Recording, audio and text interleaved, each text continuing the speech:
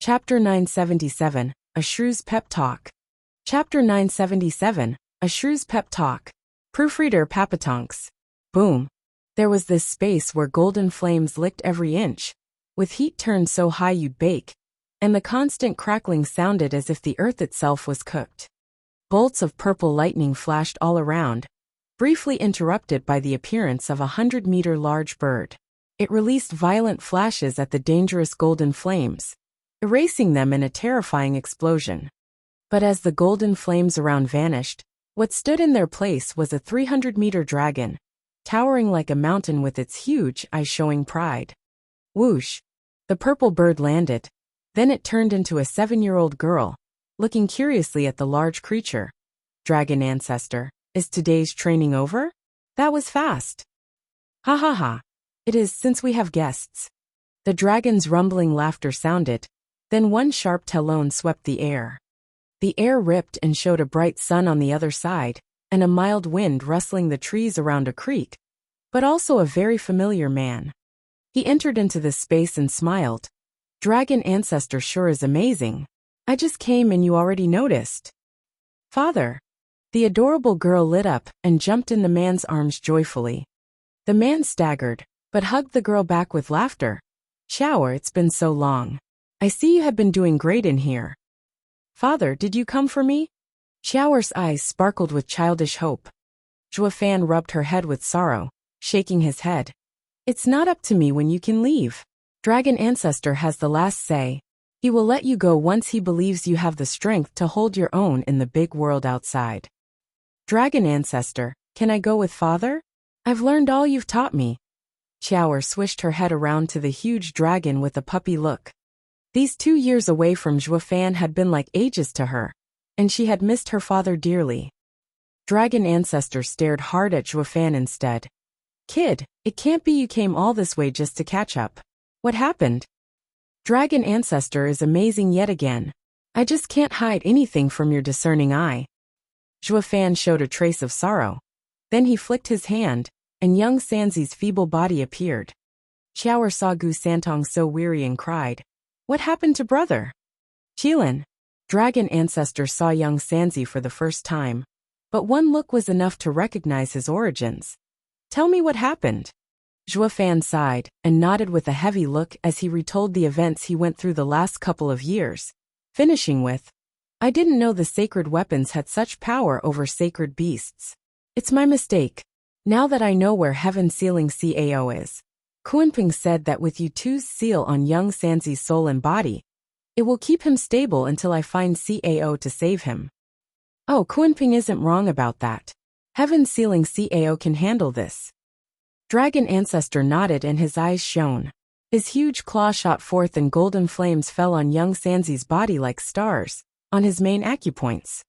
Dragon ancestor placed the claw over young Sanzi, and let the golden flames cover him, letting its power seep into him. Young Sanzi began to show a golden glow this time, covering him completely, and the child's cheeks looked a healthier pink. Dragon ancestor sighed. The little Qilin will be fine for a while. Take him to CAO, but you need to exercise extreme caution around that guy. He hates humans with a passion. When you do finally meet him, you won't even get the chance to speak before the old bastard would splatter you. The young Qilin will be left for dead, and you'll become a bloody stain under his palm. He's still wild and can't speak. No, he just doesn't trust human words. Dragon ancestor sighed. He lost one of his eyes to a human, and healing it proved difficult. This is why he sees humans as bitter enemies, making him go mad. Zhuofan's eyes shook. A human took his eye? Who? Sword Sovereign. Dragon ancestor let out a long sigh. You must be fast to explain your purpose. Or maybe just throw little Qilin over without even talking. I don't think you'll even have time to get even one word out before you become his meal. Zhuofan was stunned, and gave a hard nod with a grim look. Sacred beasts were the strongest in this world, needing but an instant to kill anyone even if sealed in the mortal domain. With CAO killing any human he saw, talking would be pointless. It dawned on him just how risky his search had now become. Shower picked up on the dangers around this task and said, Dragon ancestor, Then I can just go with father and help him. Don't argue. It's too dangerous this time. Anything could happen going against a crazed sacred beast. Young Sanzi is bad enough. I can't have you hurt as well. Zhuofan refused on the spot. Dragon Ancestor actually took Qiaoer's side. This time she can go. Maybe she can really help you in this. She is a fledgling sacred beast, and that old Cao might give you some time on account of her. Enough to state your purpose. And Qiaoer is strong enough to help you out as well, while also turning this trip into a learning experience for her. Qiaoer skipped with glee, and Zhuofan gave a weak nod after a long pause. He knew Dragon Ancestor had put a lot of work in Qiaoer, and was not just about to give her up. What was the point of the last 2 years of training anyway? Dragon Ancestor must be convinced she could go out. And if he thought so, then Zhuofan had no reason to doubt the old dragon's judgment. Zhuofan reached out his hand, his tone as earnest as he knew how. Senior Dragon Ancestor, this is a serious matter. Could you spare some assistance for this noble cause? What's with you? Could you possibly give me, say, 10 more dragon breath pills? Blinking his big purdy eyes, Zhuofan begged without qualms. Facing that lunatic, I'll need further assistance. Facing a sacred beast without Dragon Ancestor's much-needed support will wring my little life dry from these feeble bones. I ask Dragon Ancestor to think of the end goal, and give me all the help you can. If not 10, 5 will do just as fine.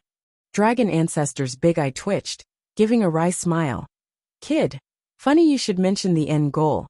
When you used one of my dragon breath pill on that nobody sect in the mortal domain. Did you forget how each of them is an all-out attack from me?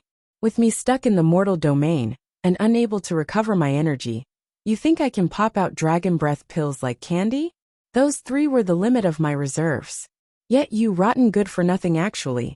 Oh fine, I get it. Zhuofan gave a dismissive wave and grinned.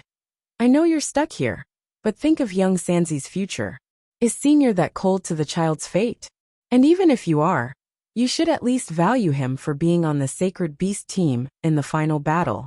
He's clearly a valuable asset. Are you just going to let him pass on? Humph, Kuenping is so treacherous, aware of the danger Cao posed but never mentioned it. Yet even so, he still had a 9th-level spiritual beast come with me to help on this journey, while you go on and on about how he sold you guys out. But won't that make you worse than him, since you aren't giving one measly help? Zhuofan gave him a scornful look, making the Dragon Ancestor snap at him in annoyance. You say I'm worse than him? Humph. So he got the All-Beast Mountain Range, yet only sent some 9th-level spiritual beast? In here. I'm the only one left, or I would have had an army go with you. Bragging much? Actions speak louder than words. Zhuofan taunted. Groaning inside, Dragon Ancestor gnashed his fangs, and spewed out 10 golden balls the size of a hand. He then started wheezing. Kid, don't ever say I didn't help you. These small dragon breath pills are all that's left, and you'll have to make do.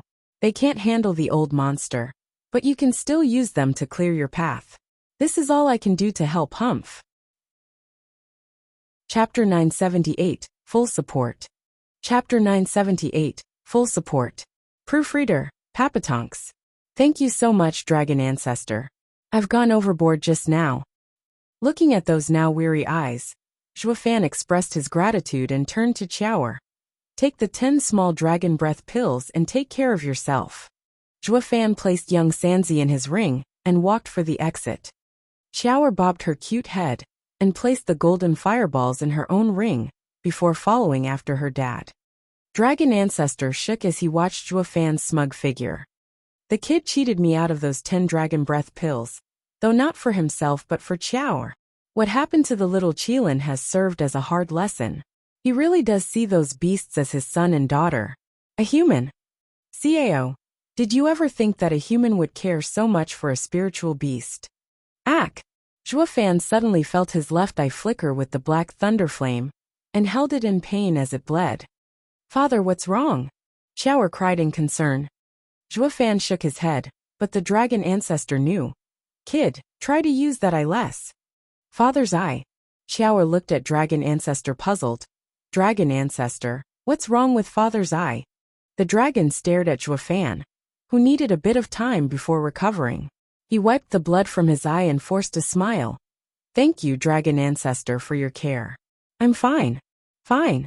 Dragon Ancestor scoffed. You know exactly how fine it is better than me. The danger that I poses isn't just to your opponents. I'm certain you notice from the start. The apocalyptic thunderflame eye's greatest difference from Heavenly Sovereign's purple lightning golden eye isn't its great power, but volatility. You think the fusion of 4 sacred beast powers is that easy to handle? Keep playing with fire, and you'll only get burned. Zhuo Fan's eyes shook, but then put on a stoic look. This eye saved me in young Sanzi. If next time it will burn me, I'll be sure to drag the enemy down with me. Grinning, Zhuo Fan pulled Xiaoer's hand and left the space to the world outside. Dragon Ancestor remained behind with a speechless look. The demonic cultivator brat actually knows the value of sacrifice. He looks more and more like 9 serenities. Is it the cultivation method or the inheritance, or maybe? Zhuo Fan rushed towards the North Sea with his daughter, while the other 3 lands got Northern lands' call for help. The Central Area's empire was on the move. At Double Dragon Manor, the 9 sects of Western lands had gathered at Heaven-reaching Pavilion, all sporting heavy looks. This time's meeting was a complete shuffle from the one 2 years ago. With 5 sects laid to waste, new powers came out of the woodwork to fill the gap. Despite being weaker, they had the support of Double Dragon Manor to speed up their growth. One in particular among these new up-and-comers was quite eye-catching with its constant expansion of power, the Luo alliance hailing from the Tianyu Empire. The head of power in this faction was the top clan in Tianyu Luo clan. No one had any inkling how on earth this no-name clan even got to experience such unprecedented growth. Not even Double Dragon Manor could explain it. In just 2 short years, it went from the previous top lower 3 sect power to being a middle 3 sect in strength. It simply dwarfed those other new factions that didn't even have a third of a lower 3 sect strength. It was the brightest star in the whole of Western lands. And that was just the start. What made the Luo alliance so incredible and worthy of everyone's respect was its sudden rise being completely different from the Sword Star Empire's imperial family's reign. What was similar was how they were not like sects, only focused on cultivation and ignoring the people around. The Luo alliance and the Sword Star Empire were similar in how they were made up of people from all walks of life, from farmers to officials. At its core was a military clan, leading troops to gain new lands. The alliance had all grounds covered with the help of its generals and strategists, covering up both the power and the governing aspects, much like a small empire. An empire that was growing by the day. It actually got so good when it came to military matters that the Western lands' military aspects had the Luo alliance in charge of them. Some even believed that if not for the Sword Star Empire having the entire central area in its grasp and threatening the other 4 lands, the Luo alliance's mild and nurturing environment would lead it to become just another behemoth. Alas, ifs had no place in this world. The Sword Star Empire was the strongest, bar none, drawing the fledgling Luo alliance into becoming a member of the ever-growing resistance against their onslaught, and making its future uncertain. As with all things, only the first would go down in history, while the second would be forever swallowed by the forgotten ages. In many instances, there was only one victor, with the second plagued with mediocrity. It would either surpass the first or forever be in his shadow. This painted the Luo clan's awkward situation. It had the potential to become a second Sword Star Empire, but not the time. One needed time, fate and luck. Zhuo Fan had laid the groundwork for them to build on. But not even he could fight the world's nature. The timing to hold a land for itself had passed, and now they had to wait for the next. The people had gathered in a narrow room, with Luo Yunhai, the alliance leader flanked by Zhuge Changfeng and Leng Wuchang, as he frowned and thought at everyone. The exalted double dragons had taken the main seats with heavy looks, holding a jade slip and pensive. Exalted He Ran began at last. People, I have called for you today, elders, venerables, sect leaders and clan leaders, to discuss a very sensitive and important topic. Sword Star Empire is on the move. What? Everyone tense at the grave news, throwing the room in chaos from their loud attempts at finding more from the ones next to them. Only Luo Yunhai's team remained firm and silent. More like find nothing. These sex decrepit fools have no idea what it means to have someone stab you in the back. They did not have the calmness required by war. Eyeing them coldly, Leng Wuchang and Zhuge Changfeng shook their heads. Ahem. Exalted by Mei cleared his voice and said, I have good news and bad news. The good news, Eastern Land's Shangguan clan head, has succeeded in retrieving the soaring sword from the traitorous Shangguan Feiyun. The bad news, not long ago, the strongest in Northern Lands had fought with the North Sea demon and suffered grave injuries.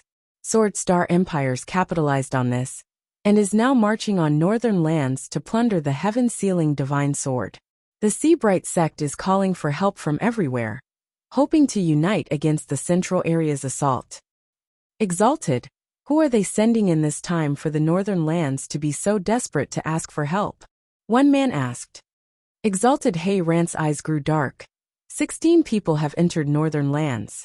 The one leading the juniors is Sword Star's crown prince, to temper himself, while Invincible Sword leads the other. Bailey Yutian, SSS. Everyone gasped from shock. The monster comes out himself? No wonder Northern Lands are in panic. Exalted Hei Ran sighed. That's the least of our problems. Bailey Yutian isn't alone, having with him 5 sword kings of the Bailey clan. Oh, right. You must have only heard of this title used in Sword Star Empire, but don't know their power. Then here it is. Our strongest man, Danqing Shun, is now the dragon-cleaving sword king of the Central Area. He's a sword king. Yes. In other words, every sword king is on Danqing Shun's level at least. There are 8 more beside him that are defending the Central Area, and above them stand Invincible Sword, Bailey Yutian. Exalted Hei Rant's eyes shook and gnashed his teeth. I never even realized how Sword Star Empire has gotten so strong. Bailey Yutian aside. Now the Empire has grown so strong it will make even the Four Lands Alliance experience heavy losses in a war. Everyone started impaled. How did one even begin to fight that? And their western lands had just lost 5 sects 2 years ago, becoming the weakest area. They would suffer even more in such a war. Only Luo Yunhai's eyes shone and cupped his hands. Exalted, what are your thoughts regarding Northern Land's plea? The Exalted gave him a long look and nodded inside.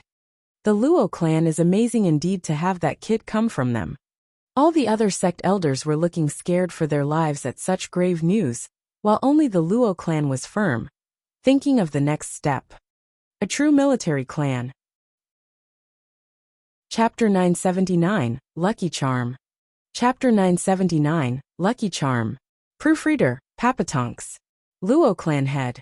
After we finish the meeting, us two will take half of Double Dragon Manor's experts along with Yi Lin and the other outstanding disciples, to help Northern Lands and stop Invincible Sword's savage power from lighting the whole area on fire. Exalted Hei Ran spoke after a pause. Luo Yunhai pondered and then shook his head. Double Dragon Manor is the cornerstone of Western Land's power. Taking half of that will leave it an empty shell. The odds are high for the Sword Star Empire to use this to his advantage by luring out our forces. Here, Exalted, please don't go. We can't just give up our own home, just for the Northern Lands people. One elder jumped to his feet and cupped his hands. A Hellion Flame elder. Luo Yuhai did not let the Exalted speak, continuing. But not going isn't an option either. After they take the heaven-sealing sword they'll fix their eyes on us. How long do you think we'll last? What's worse, by not answering the call for help we'll make the Four-Land Alliance moot, with neither believing the other. Won't that also fall in the enemy's plan? Ugh, the elder deflated as he said. Luo clan head, you've been talking all this time, but where are you going with this? We can't save but must save.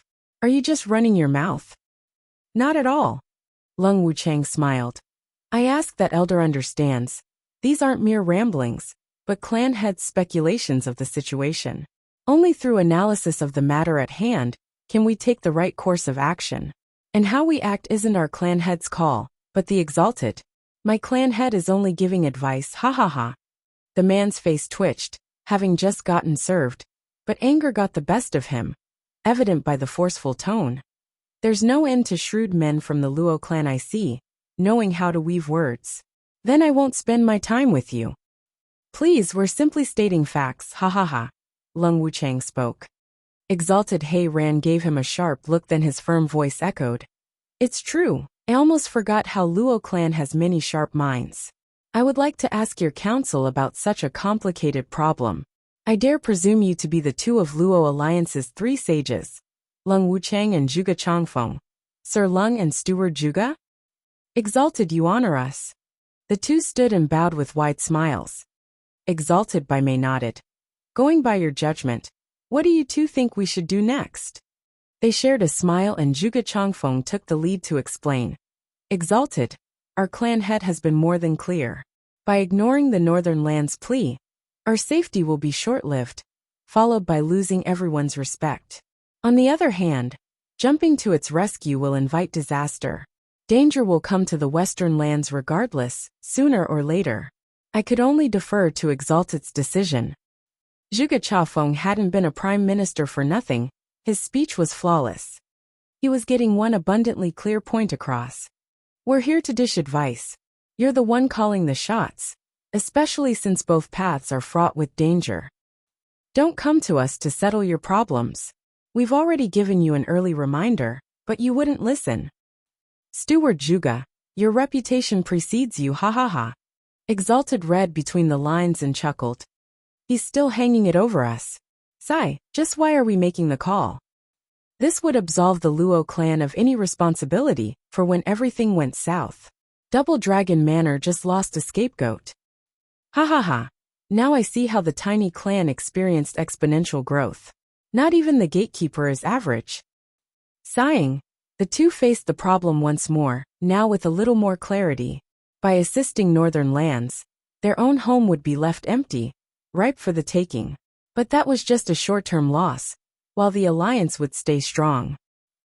While ignoring Northern Lands' plea was the knee-jerk reaction, giving them a short respite of safety, while losing the trust of the other lands, making the next time they fought the central area that much harder.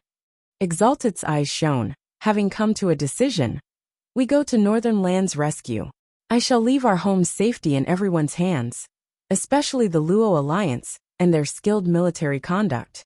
You are to be vigilant against the central area and take full responsibility and authority. Exalted, we will. Luo Yunhai cupped his hands. Double Dragon Manor had made its decision, or to be more particular about it, it had been made since the start. They only called this meeting to get them all along with it, lest someone got any bright ideas and screwed everything up. The 2 had yet to leave as an aged hand was raised. Exalted sirs, I wish to report something. What? Exalted He Ran spoke. Your ultimate clarity sex elder Su, right? What's so urgent that you need to tell us? The elder stood up, revealing him to be the same man that had met with Zhuo Fan on his trip to Ultimate Clarity Sect. Looking hesitant, the old man frowned as he muttered. Exalted sirs, something of great importance must be shared with you and everyone else. I ask that you refrain from testing everyone you meet in your journeys, lest you invite disaster. What are you yapping about, you old coot? Spit it out already. The other seated men started getting annoyed with his drawling. The elder sighed and said something that had everyone's eyes bugged out. A disciple of Devil Mountain has appeared again. SSS. A unanimous gasp resounded throughout the room, with everyone freezing on their spots, more panicked than even hearing of Invincible Sword and the 9 Sword Kings.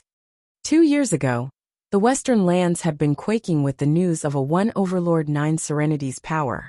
Now Devil Mountain had sent another of their disciples into the world, and they couldn't have picked a worse time too. Hearts racing in their chests, trying to gulp down their anxiety. They, along with Exalted, would really like to avoid having to meet that dreaded old freak again, even more so than Invincible Sword. Old coot, are you certain? Don't scare us now. With all wiping their ever-soaking brows, some in particular were getting panicky. These were all people who liked causing a scene. They were mavericks through and through, but circumstances called for them to bend a knee and be nice for a change, lest they would like to feel the wrath and destruction that got 5 sects wiped off the face of this world on their very skin. They had no concept of turning the other cheek, not when they enjoyed striking first. The only ones that had their blood run cold weren't stronger and nice folks, but those worse than them. It was safe to say Devil Mountain was such an abomination, a pit of demons that would destroy them, and then some, at the mere sight of any of their disciples. Last time Zhuofan's display had the sects stirring at Double Dragon Gathering, making the Overlord 9 Serenities come out to wreck 5 sections. Now that another disciple showed up, what were they supposed to do? While utterly confused, fear dominated among these men. Exalted Hei Ran snapped at the elder. "Speak clearly and in detail, man." Gulping hard, the man nodded and presented his full report. Everyone was rendered speechless once he finished. "Oh hell, the guy's even riding a 9th level. Yep, he's from Devil Mountain alright. Only that weird place has such freaks." It's also clear Overlord 9 Serenities learned his lesson last time, and sent a freaky spiritual beast to safeguard his disciples. Western Land's sects had better tuck their tails or else. Exalted Hei Ran cleared his voice and mumbled, "By May and I will be leaving in a few days. The rest of you need to behave while we're gone." "Screw you. You're leaving awfully fast now that you know Devil Mountain is out again. You just can't wait to save Northern Lands from Invincible Sword? At least you can fight him, while Overlord 9 Serenities is impossible to even touch." Those scheming old coots. The Exalted got only dirty looks from the rest. Also, we're taking Qingqing as well. As a core disciple, it's good for her to learn about the world, ha ha ha. Exalted by May shouted with a dry laugh. "To hell with you. You old geezers are taking even the lucky charm with you. But what about us?" Everyone's faces twitched, with the whole of Western Lands knowing that Devil Mountain was only ever nice with the widow Chu Qingqing. With her along, on the off chance they stepped on Devil Mountain's toes, they were safe behind her. Under her shield of love, these 2 old coots would be mighty relaxed, earning everyone else's ire of course. At a crater of a volcano in the Southern Lands, a girl was holding a jade slip while looking around. She handed the slip to a man with soaked eyebrows and said, "Brother, Northern Lands is calling for help. Bring me the decimating sword. You're not even asking for details. Our 4 Lands alliance is a promise set in stone. There's no need to doubt it." The large man spoke calmly as he left. Morong Shui watched his back with a smile, and turned her bright eyes northbound. "You just came back and now you're leaving." A scarlet sword whirled through a heavy snowstorm, with 3 old men surrounding it and making hand signs. Shangguan Feixiong rushed over nervously. "It's still sealed. I don't know what that boy did to it, but not even us 3 together can't unseal its sword spirit. Blast it, I knew he gave up the sword too easily. He screwed us over." Shangguan Feixiong raged. "Damn you, Gu Yifan. What damn use do I have for this useless thing after you sealed its spirit? How am I supposed to fight Invincible Sword now? Once I get my hands on you I'll tear you to pieces." Shangguan Feixiong gnashed his teeth with Shangguan Qingyan sighing nearby, her eyes filled with longing. She had no idea Zhuofan was on a mad dash to the cold north as well. Chapter 980, Northern Lands. Chapter 980, Northern Lands. Proofreader, Papatonks. Northern Lands, the northest area among the 5, had 80% of it composed of a huge sea, battered by ice and snow all year round, a world of bitter cold. This harsh environment led to few sects or cultivating clans due to the sparse resources, including spirit mines. What this land had that no other did, however, was the wondrous and many miraculous ingredients found behind those savage waves. This made it all the worthwhile for humans to consider this harsh region their home, filled with the prospects of unearthing the sea's next great miracle. The results proved to be of great satisfaction to them as well, as with how rare the baubles found on the seabed were. The Northern Lands became the main supplier to the world's rarest items. What topped them all was the North Sea gel, coming out of the watery abyss at some point, and hailed as a wonder cure for anything and every known ailment. It was worth fighting and even dying for. The only problem was, a sea demon was guarding it, making getting it all the more difficult and deadly. With this strong sea demon's sudden appearance, their access to the sea was cut off, making it dangerous to even access the usual mining or hunting fishing spots out at sea. This spelled disaster for the northern lands, especially how barren it was to begin with. They were left to watch the glittering jewels behind a tempered glass, and with a buffed guard in front of it. For every venture into the sea would exact a terrible price whenever the sea demon appeared, making it a miracle if even a tenth survived. For the good of all the cultivators in northern lands, Sea Bright Sec's strongest, Ouyang Ling Tian, had not long ago taken the greatest treasure of northern lands, the heaven-sealing divine sword, to challenge the savage sea demon and settle things once and for all. The hero everyone worshipped ended up not even able to see the sea demon's face, as the demon flung him back and gravely wounded him in just one clash. The people were already rejoicing about their returned access to wealth, but then left dumbstruck at the outcome. The sea demon was beyond anyone's comprehension, even dispensing with the strongest of the northern lands like one does a child. The sea demon didn't even have to come out of the mist, taunting and ridiculing the insignificance of humans. Everyone paled at its words, suddenly losing all interest in the sea's riches. Sadly, when it rains, it pours.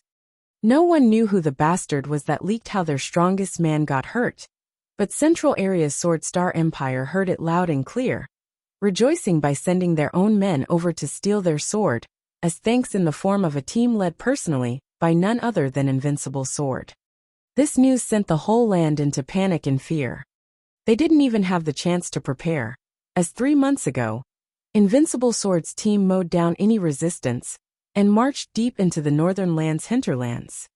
The people were now desperate as the strongest and most ruthless man in the world had barged into the heart of their home, his cold blade hanging dangerously close to their heads. The entire northern lands was in a state of constant anxiety for another 3 months from the real danger Invincible Sword's team posed. Yet the strongest man did nothing outrageous and seemed to have vanished. The unknown was far scarier now, since they did not know where he could be hiding, in their own home no less, ready to pounce on them when they least expected. It fell upon the cold and bitter land as another layer of ice to add to the people's misery, making them shiver without stop. This, however, proved to be of no concern to a certain someone, not one bit. Who? Zhuo Fan's breath steamed as he smiled. Chower, we're finally in northern lands. Now we just have to get to the North Sea's shore. I wonder how far it is. But father, why couldn't we just keep riding that big bird? It's going to take ages to reach the shore now.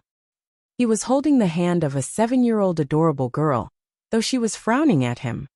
Zhuo Fan sighed. Chower, you don't know human nature. Northern lands are now wound tighter than a violin, scared of their own shadow. Fear can lead to insanity, and riding the 3-headed crow would be too eye-catching, painting a target on our backs. We have no chance fighting an angry mob on our tail, and would only delay our journey. Remember this well, discretion is the better side of valor. Going in blindly will only make things worse and waste time, especially with you kids being so fickle. We'll never hear the end of it. Chower brow shook, her confused gaze never leaving him. Zhuo Fan shook his head with a chuckle. I must have gotten silly. Young Sanzi has been around humans for so many years, yet even he had yet to grasp the human's way of life. Chower just left the safety of home, so how could she know the intricacies of humanity? One step at a time. Easing a breath, Zhuo Fan continued to hold a confused Chower as he walked towards the city. Stop. Who are you and what is your purpose in Sea Bright City? They were most unwelcomed by a big guard at the gate, so deadly serious he even let his soul harmony stage aura out. By all accounts, Zhuo Fan ought to be ignored with his radiant stage cultivation and Chower's power, under tight wrap adorned with his demonic treasures. Yet for some reasons, these guards were quite earnest in their duties, not leaving anything to chance. Or more like fear drove them up the walls so high they would jump at the slightest rustle. They were all tense that they would see even a bug as a threat in disguise. Zhuo Fan took out a golden card from his ring, the ones only most honored clients of Serene Shores Trading could have.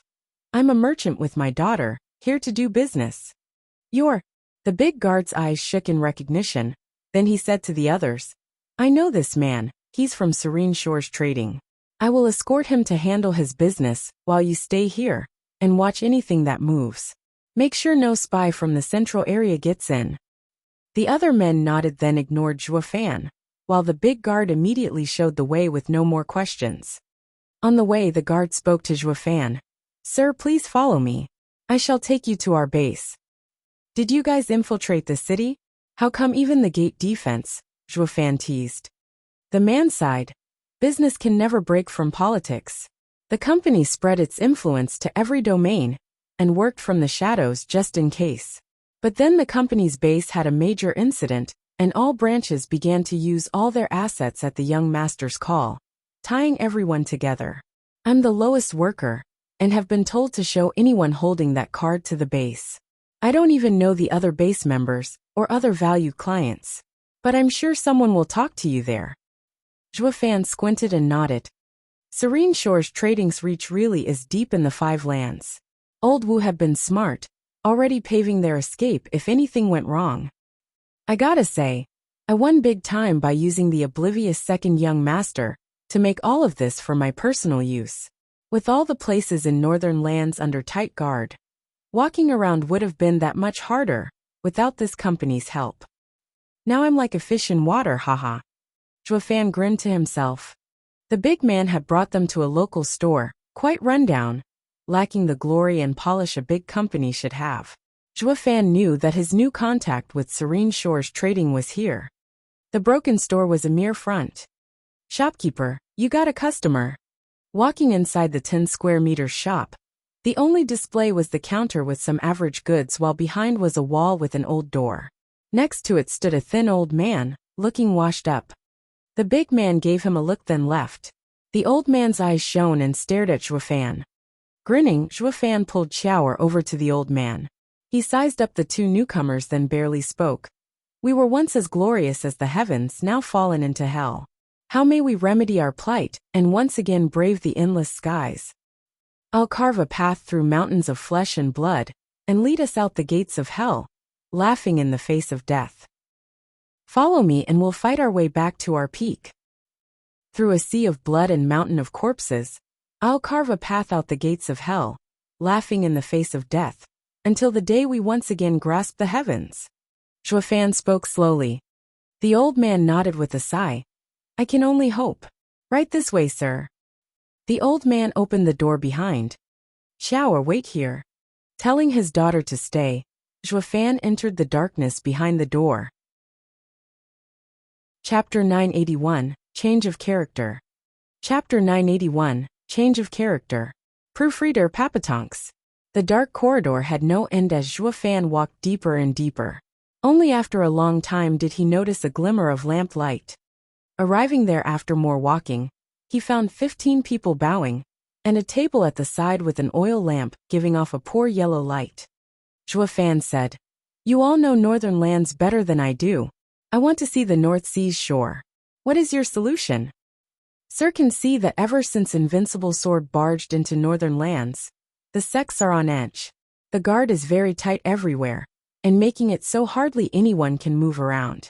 And even if there are some who go, they are thoroughly questioned. Any disturbance that might occur would spell disaster."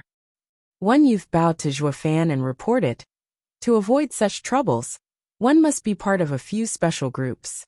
One is made up of disciples, elders and venerables of northern lands' 5 great sects, who can come and go at will as long as their aura matches the signature on their token. Another is made of 3 great merchants in these lands that focus on war preparations. They have 3 specific trading routes to use and dispatch goods to every sect, having earned their trust, and thus exempt from any questioning." Zhuo Fan frowned in thought. "Then what did you prepare for me?" "Sir, we are indeed among those merchants, but to have Sir form an identity for cover is too hard. It's much easier to fiddle with the commercial line sending reports." The man grinned and showed a token. "None know that one of the 3 great merchants of northern lands, the Qian clan, is in fact a Serene Shore's trading pawn manipulated from the shadows. It's to prevent the 2 lands from engaging in war, while also removing the populace's hostility and facilitating trade to a greater extent. Now that the Serene Shore's trading hidden operatives have begun to move, The Qian clan has become our front. Sir can use the cover of Qian clan's steward to move about. This here is the token of the Qian clan. Sir needs just place a trace of soul inside. Zhuo Fan looked at it then said, Serene Shore's trading's roots run deep I see. You sure came prepared. Ha ha ha sir, peace is there to prepare for war. And to have our big clients attended to, we need to have assurances. The old chairman had seen these times coming, and had arranged for countermeasures. Because Bailey Jingwei had acted with such speed, it allowed our company to deal with it. The man sighed and cupped his hands. Sir, we will have a supply transport ready 5 days from now to the North Sea. All the sects along the way will inspect the convoy. And while the token helps, every inspection will compare it with the report they have on the transport from the Qian clan, to verify your identity. As such, I will have to ask that you give us a name, so we can make you a true member of the Qian clan in northern lands. Zhuo Fan frowned as he pondered. With all the lands going against the central area, maybe even Shangguan clan and western lands men will show up. It's best I avoid the usual names, and since it's the Qian clan, then I'll take on their name. Qian Fan no Fan. Smiley face, first Fan is from his name, while the second means annoying vexing. Qian is money. The man's brow shook and chuckled. Sir is truly refined, treating money like dirt. No one will ever dislike Qian Fan, ha ha ha. The others laughed along. Zhuo Fan nodded. True, sometimes more money means more trouble, ha ha ha. Xiaoer, still inside the poor shop, had waited for so long and was bored to death, looking around the place. Though there wasn't anything particularly of interest to the average man, while Xiaoer, who was seeing the world for the first time, found everything a curiosity. Xiaoer lit up as she stared at a purple mask of an eagle, finding it familiar and interesting. She was a bird as well, thus the eagle mask struck her fancy. Her hands reached out for it out of her control, but then another dainty hand grabbed it first. Shopkeeper, I want this one. Xiaoer flinched and followed the mask, as it was taken by a fair young lady looking it over. That's mine. Xiaoer didn't know what to say, just that the mask was something she was fond of, and now it felt like someone stole it from her. The woman raised an eyebrow and turned in the child's direction, and big adorable eyes greeted her. Little girl, just because you said it, it's yours? Do you have money for it? What is money? So no then, hee hee hee. Seeing the child so confused, the woman had a wide smile as she flourishly took out 10 sacred stones on the table and teased. I'm buying it. It's mine now. Xiaoer, still confused, looked at the stones then at the mask with longing and hope. Xiaoer had no clue what those were, having just come out into the world, but the shopkeeper did all too well. Using 10 sacred stones over some boring old mask is such a show-off. The average sect disciple, even venerable at that, would never swagger to such an extent. Those who spent money like water were the imperial family, but with the might of the sects in northern lands, the imperial families were controlled like it was done in western lands. Throwing away sacred stones was the common trend, but one tended to give sacred stones a second thought. And just like the other two lands, there were moneybags and wastrels everywhere. But with northern lands on lockdown, who'd be dumb enough to come all the way here to waste their money? As for its 3 allies, their teams had settled on the North Sea's shore, and certainly not here. That could only mean this person was from the Sword Star Empire. Gnashing his teeth, the old man felt rage having guessed her identity, but then he sighed, letting all the frustration seep out and make way for calmness. Miss, don't you think it's disgraceful to fight with a child over a simple mask? What's it to you? I like fighting, humph. Jutting out her chin, the woman taunted with a raised eyebrow. I'm paying anyway, and it's only natural it's mine. Don't tell me that even 10 sacred stones aren't enough for a measly mask. The old man shook his head and straightened his back. This mask is made of the plumage of a first-level spiritual beast, Scarlet Beak Eagle, valued at. Don't start me with the price. How much could some first-level spiritual beast's feathers be worth anyway? The woman warned. The old man shook his head. 30 spirit stones. Miss, 10 sacred stones is beyond excessive. More for you then. Take it as a reward. The woman huffed and held her head high as she snickered at Xiaoer. Girlie, I've never lost a fight in my life, hee hee hee. Xiaoer frowned, wiggled her cute nose and stuck out her lip. It only worked to drive the woman's joy higher, pinching those whittle cheeks. Little baby, once I'm done with it, I'll give it to you, if we ever meet again. If not, oh, why not come with me? Miss, are you now a slaver? The old man mocked. You're just too pig-headed. Not everything in the world can be done with stubbornness alone, just because you want them only to throw them away later when bored. A truly cherished item will never be thrown away, and I don't feel like selling my items to someone who can't even value them. Take back your sacred stones and leave the mask. I'm giving it to the child. The old man put on a cold face as he pushed away the sacred stones. Xiaoer perked up, taking the mask. This is mine. He gave it to me. The woman was faster in getting to the mask first, as her hand darted ahead of Xiaoer's small hand. She then turned a dark look to the old man with eyes shining with murder. Money for goods. That's how it's always been. Never has there been anyone who could take stuff from me. Old fool, do you have a death wish? Always you say humph. More like throwing money for something that caught your eye only to throw it away when you find it boring. The old man met her glare and jeered. I believe if it had a soul it would never choose to go with you, miss. It would rather have nothing to do with the likes of you. The woman's piercing glare never left the old man. There's something else you're hinting at. Just who are you? Chapter 982, Frigid Rain Sword King. Chapter 982, Frigid Rain Sword King. Proofreader Papatonks. A seller who had his heart broken when master threw him away. The old man lamented, then derided. Miss, besides buying goods, there's still the matter of will to lead to a smooth trade. I, however, am unwilling to sell it to you no matter how much money you give me, so just leave it and go. The woman's face fell while Xiaoer was getting anxious. Let me have it. He gave it to me and won't sell it to you. Yeah, he won't sell it. What a shame. What I want I buy, even if he doesn't want to. With cold bloodthirst shining in her eyes and a sinister smile, she released her power to pin the old man on the wall. The woman's hand oozed sword energy, her tone deadly. Old fool. I'm no dealer and certainly not here to bargain. I don't care who you are, but you're going to pay for defying me, humph. The woman flicked her hand, and a sword flew out. The old man couldn't even blink in the face of such mighty power, stuck there on the wall. He knew this was going to happen from the start, choosing now to welcome the death he knew would come. He had been ever loyal to Serene Shores Trading.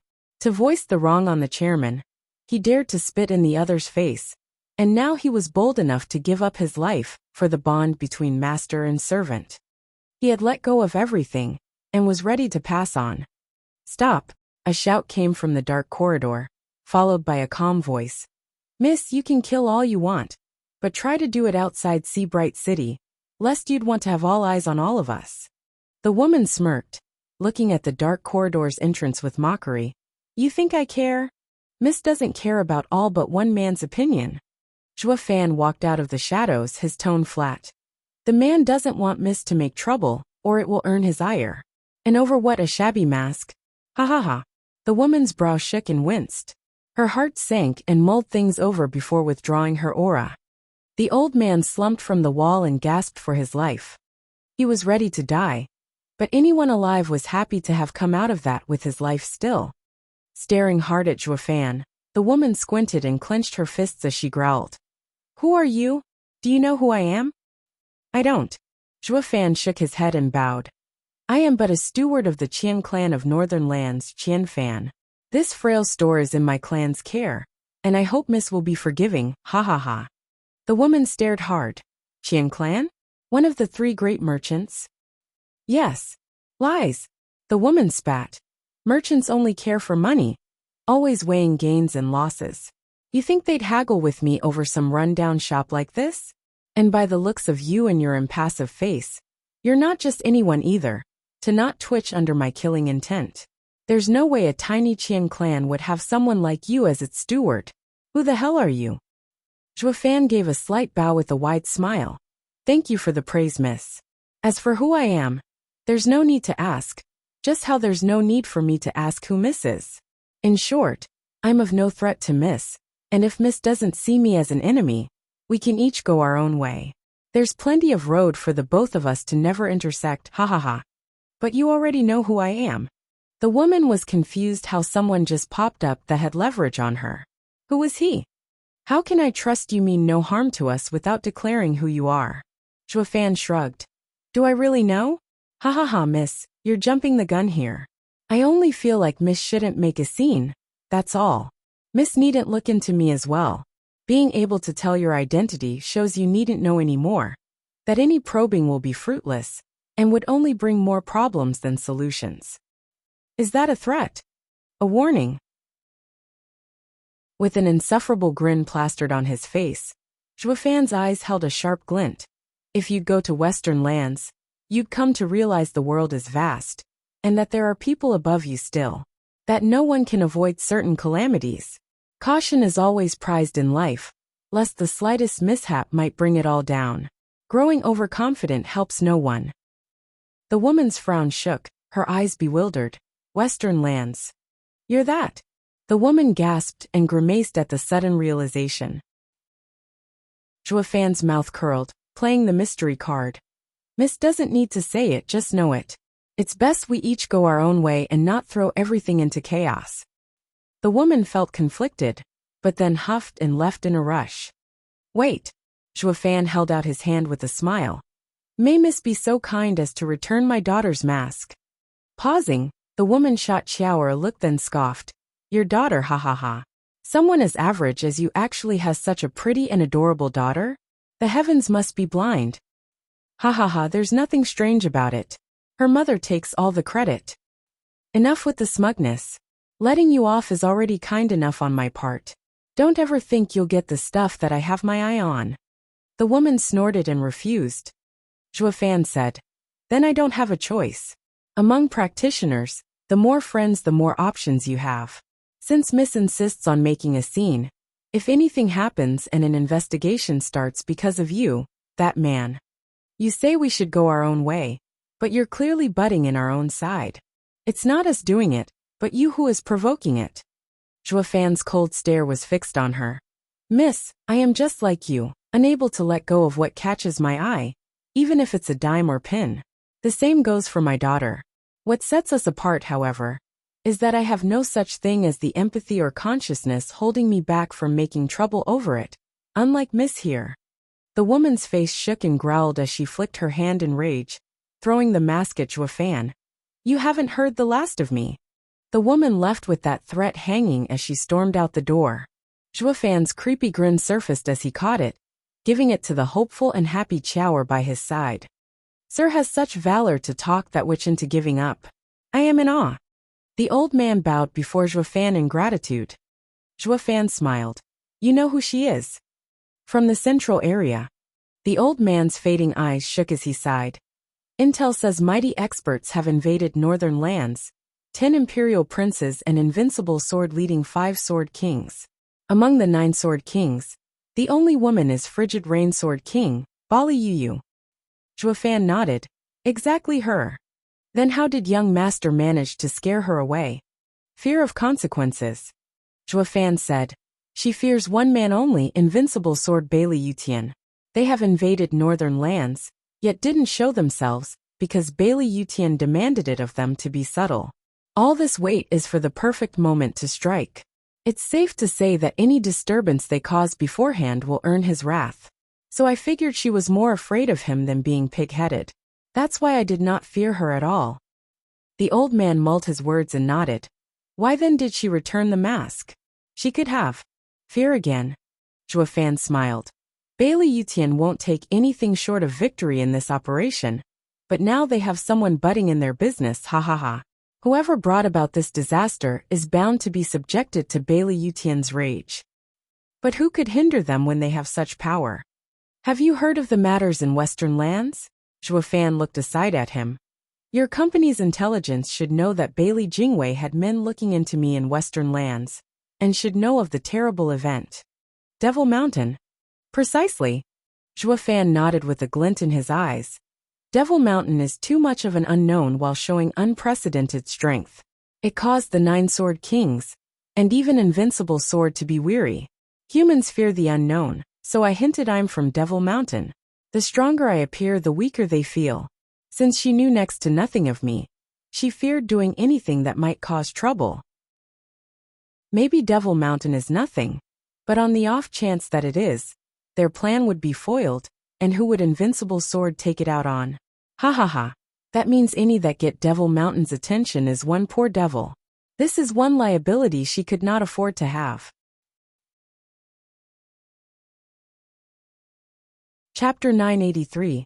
I wish to meet. Chapter 983. I wish to meet. Proofreader Papatonks. The old man twirled his beard and took his time running his words through his mind before saying to Zhuofan, Sir is truly outstanding. Such insight into the enemy after one look. I had no idea what second young master saw in Sir to trust you so, but now I do. Second young master's vision is without equal. Ha ha ha, there's no need for that. You make it sound like he got me on board. Zhuofan emphasized on his leading position in all of this. The old man paused, then nodded. Yes, we are your loyal servants, sir. But I do have one doubt. Does Sir come from that Devil Mountain? Devil Mountain? Zhuofan's eyes shook as if from fear, but then he showed a smile as he turned to the hopeful old man. Do you believe there's such a thing in the world? Startled, the old man hesitated before shaking his head. It is because I do not know with how wide the world is that I ask Sir to clarify. Truth may become a lie as lies can turn to truth. The absence of something does not disprove or prove its existence. Zhuofan's eyes shone and laughed to himself.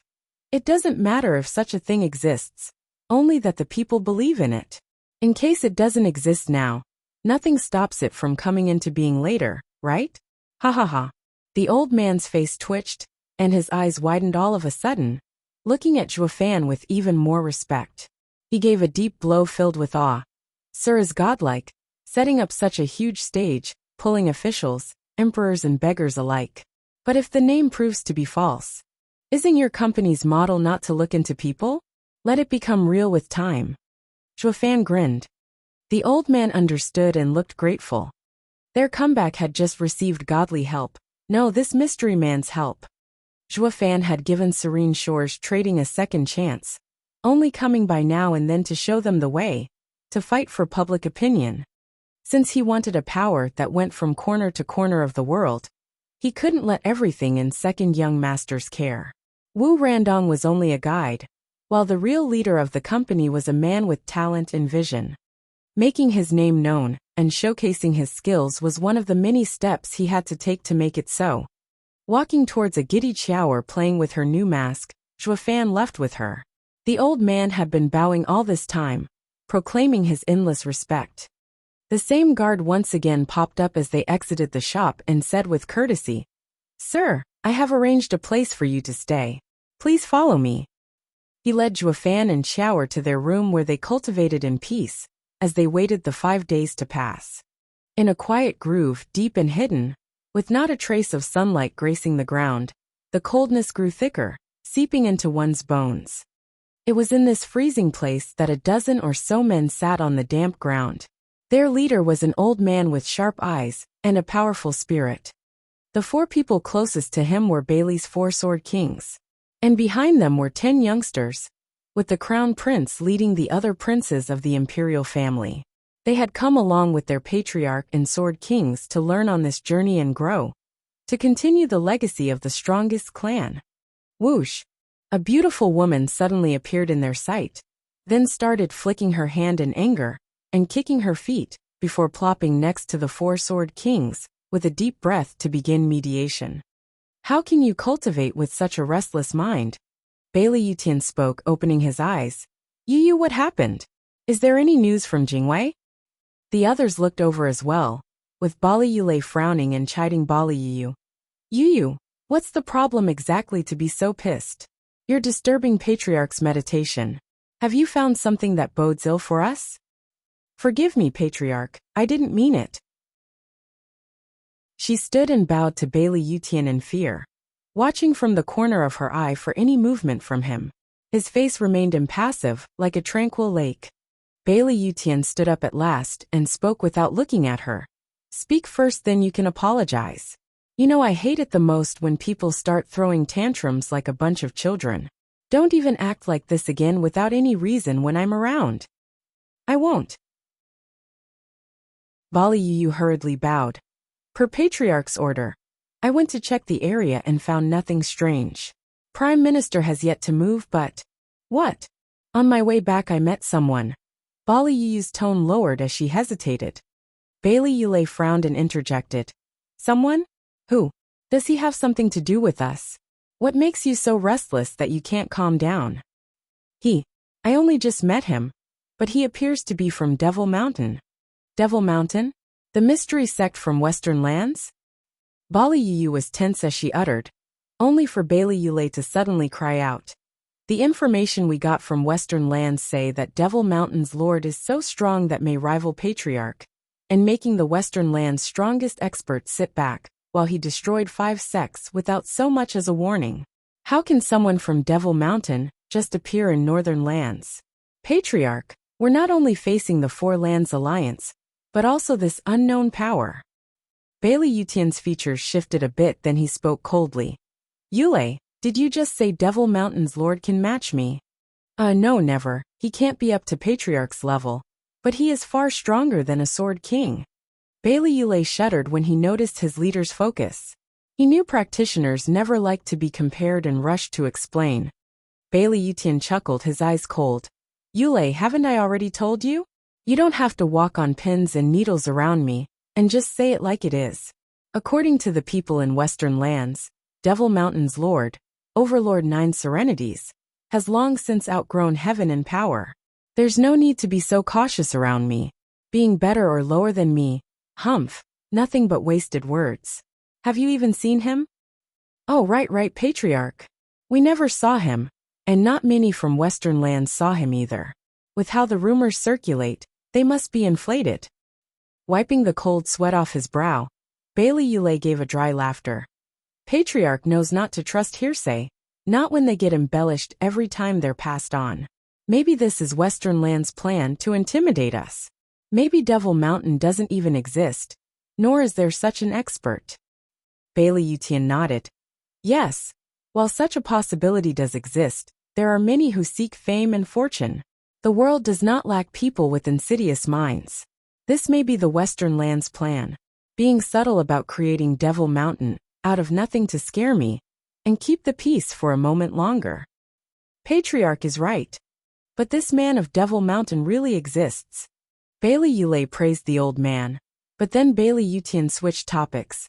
This means that this isn't a scheme, since the crux of this ineffable mystery is being vague and undecipherable. With the coming of a disciple, that can only mean the Devil Mountain exists. I would like to meet him. Patriarch, you want to meet him? Bailey Yulei cried in shock. Bailey Yutian nodded and his eyes shone. I have never lost once in my long life as cultivator, and have been in a bitter search for a worthy opponent. Now that this ephemeral person appeared, I am excited. I hope that before the war starts to see his disciple and test him. That's a good idea, ha. Bailey Yutian laughed and turned to Bali Yu. Yu, tell me everything about your meeting with me. I need to assess him. Chapter 984, No Holds Barred. Chapter 984, No Holds Barred. Proofreader, Papatonks. Yes, Patriarch. At his orders, Bailey Yutian bowed at once and recounted everything. Bailey Yutian squinted. Yu, you're a peak Genesis stage expert, even with demonic treasures hiding your true cultivation. But the moment you released your bloodthirst, the kid saw through your strength and your identity.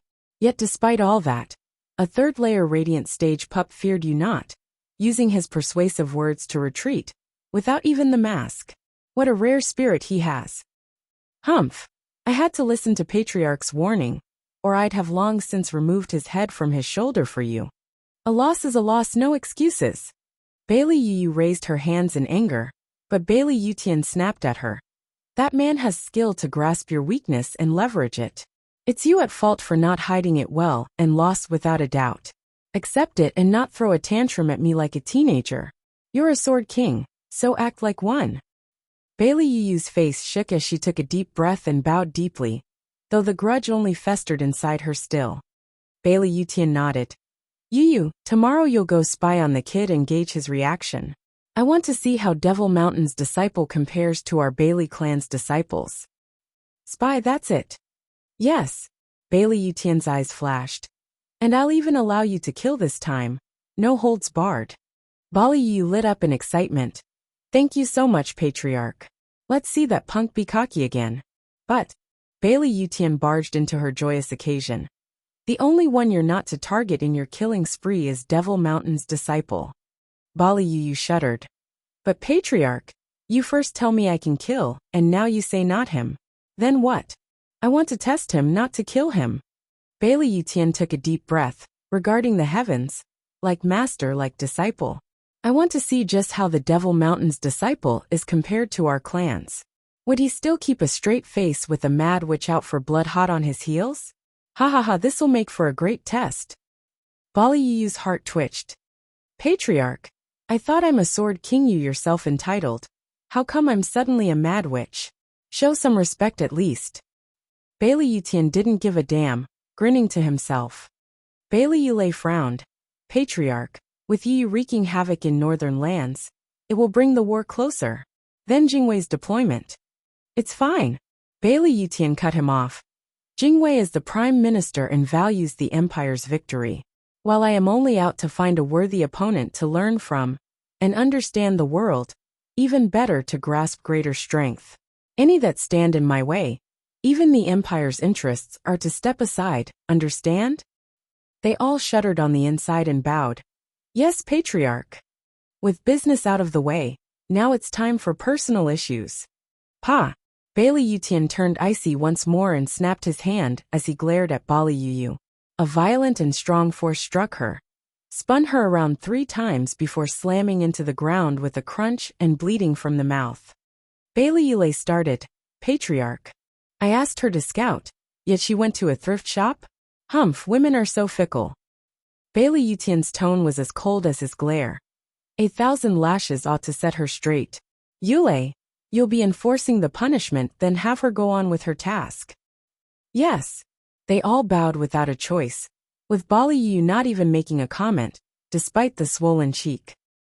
Bailey Yutian returned to his seat, with others rushing to do the same. Bailey Yulei sighed, and took Bali Yu behind the trees, and sharp cracks split the air. 1,000 lashes later, Bailey Yutian staggered over with sweat marring her features while blood seeped from her lacerated back. She, however, pushed through the pain, gnashing her teeth and bowing to Bailey Yutian before flying to her mission. Bailey Yulei clenched the whip in his hand, sighing as he returned to his seat. 5 days later, the Qian caravan was ready. Zhuo Fan, the fake steward, took the lead of the carriages drawn by third-level spiritual beasts, while escorted by 15 guards, the same 15 he saw back in that dark room. With a shout, the spiritual beasts roared and pulled the heavy transports in a mad dash, while the people sat inside where it was warm and there was wine. Though something felt off for some reason, they kept feeling a chill creeping up their spine now and then. Looking outside with vigilance, they noticed a cold woman following from behind with an eerie grin that had them shiver. Sir, why does that woman keep staring at us? Pulling Zhuo Fan over to the window, the guard pointed her out. Our transport is secretive in the northern lands, so how come we have a tail? Zhuo Fan smiled. It's fine, just one of the 9 sword kings, Bali Yu of the central area. Last time we had a bit of a standoff, so now she just came to scare us. The man almost spat blood from fright. Bali Yu. And it doesn't matter if she's tailing us? Bro, you sure have a big heart. The others' faces twitched as they watched Zhuo Fan with shock. Never in their wildest dreams did they think a sword king was on their tail. What made it worse? The new boss doesn't even care. Is this idiocy or valor? Anyone else would have wet their pants hearing a sword king is onto them. Zhuo Fan grinned and rubbed Xiaoer's head.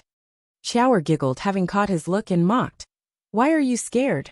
She'd never touch us anyway, or she'd have done it 5 days ago. Dad got her seething with rage, yet still had her give back my mask. If not then certainly not now, so relax. You had an argument with her back then? Everyone cried out and looked stumped, before bowing in respect. Sir, is truly amazing to have even a sword king back off. We are in awe. Now we know why second young master wanted to follow Sir. Zhuo Fan gave a light wave. Please, you should be thanking Bailey Yutian. It was he who set her restriction, so that the 9 sword kings can't move without his say-so. Boom! The sudden explosion coming from behind shook the carriage, rumbled the earth and scared the spiritual beasts. The 3rd-level spiritual beasts went wild at the sudden noise, bucking and throwing the bindings off it. The carriage began to wobble under Zhuo Fan and the others' feet, and showed signs of toppling soon. They burst outside, and the sudden view had them in shock. Everywhere they looked, the previously snowy and beautiful painting of nature was now scorched black with holes everywhere. Of the 5 carriage, the last one was nowhere to be seen, not even the 5 3rd-level spiritual beasts pulling it. One could only take a wild guess, from the blackened earth, that they were pulverized in the blast. Everyone's face twitched, and the knees softened under them from fright. One turned to Zhuo Fan and whined, "Sir, didn't you say she wouldn't?" "Yeah, 5 days ago she didn't attack, so why now?" Zhuo Fan was calm. The old coot had let her loose, it seems. Humph, but to what extent, that is the question. Chapter 985, Testing. Chapter 985, Testing. Proofreader Papatonks. Whoosh. A cold figure landed just 100 meters from Zhuo Fan's group with a cold smirk. Everyone turned to jelly at the sight of this vile witch, staggering backward. Only Zhuo Fan not just stood his ground, but walked closer, with an ineffable smile. "Miss, we meet again. How've you been? Good, I hope." "Humph, keep your slick words to yourself." Bali Yu had a crooked grin, mocking. "Kid, didn't you say I wouldn't touch you? Just watch me. I made sure to destroy your goods and kill your men. Now it's your turn, ha ha ha." Bali Yu's cackle chilled the others to the bone, while Zhuo Fan's smile never faltered, slowly shaking his head as he walked even closer. "Miss, it was I who offended you. The others have nothing to do with this. Why take it out on the innocents instead of me?" "Innocent? Humph, no one around you is innocent." Bali Yu huffed, feeling playful. "Since you care so much about them, I'll leave you for last while I wring the life of every last one of them in front of you. It's your fault they will die, their sin for working with you." Zhuo Fan sighed. "Do you have to? Involving bystanders in another's disputes is never the way. Here I am, right in front of you. So if you're going to kill someone, kill me. At least I will be the first to die before them." "Humph, not everything goes your way. The more you want to sacrifice yourself and ease your crimes, the more I want to save you for last and let them die in front of you. Because of you, I'll have regret eat you up inside before I move on to you. This is what you get for pissing me off." Bali Yu growled as she glared at Zhuo Fan, who kept coming closer. "Weren't you from that place? Weren't you tough? Why can't you even save a few lives?" "It's not that I can't, but that I never considered it." Zhuo Fan had reached Bali Yu at this point, just a meter between them, as his vague smile grew wider. "Miss, did you hurt your face, perchance? That would just not do for a pretty thing like you, miss. You should be using your yuan qi to patch it up, and not waste time on something as vapid as reaping lives." Zhuo Fan reached out, going after Bali Yu's swollen and red cheek. Bali Yu jumped back and shouted, "What do you think you're doing?" "Healing you, miss, since it's too much for you to do it yourself."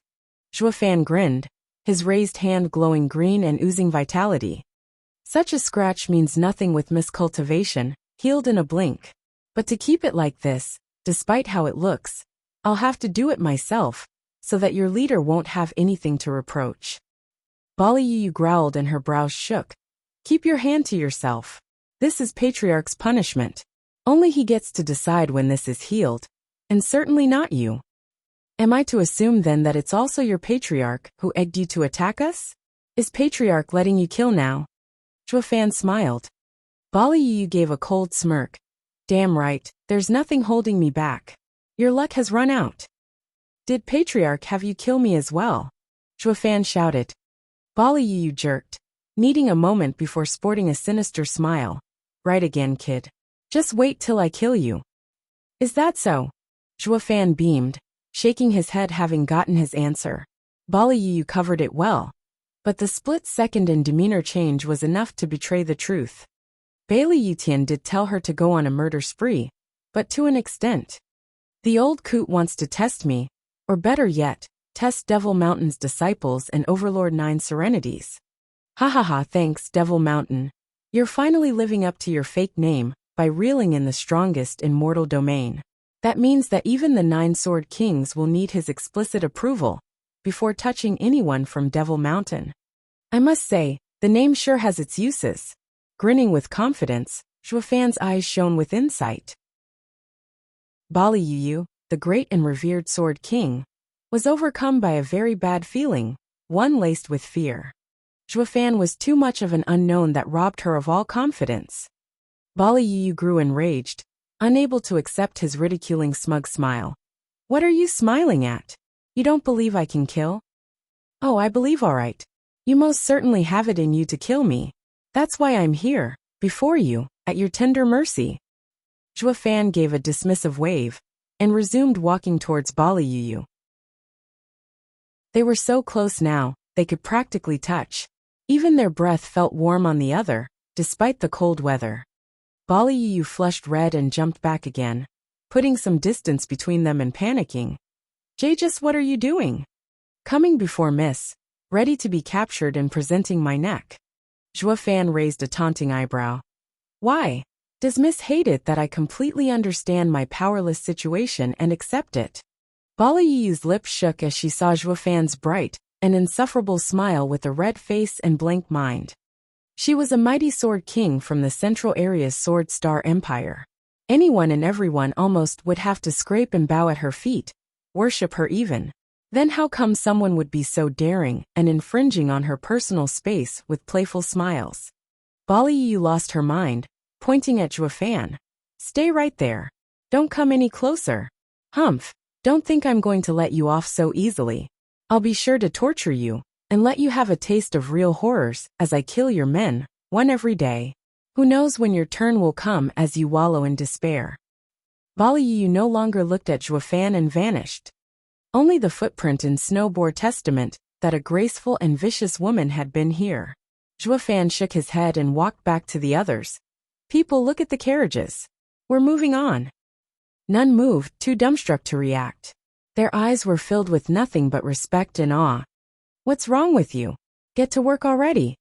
Zhuofan frowned and shouted at them. They gave a silly giggle, yet in no rush to do their jobs. Sir, were you just flirting with Frigid Rain Sword King? You're so awesome, to even do it with a bloodthirsty witch. Bam! Zhuofan smacked them on the spot.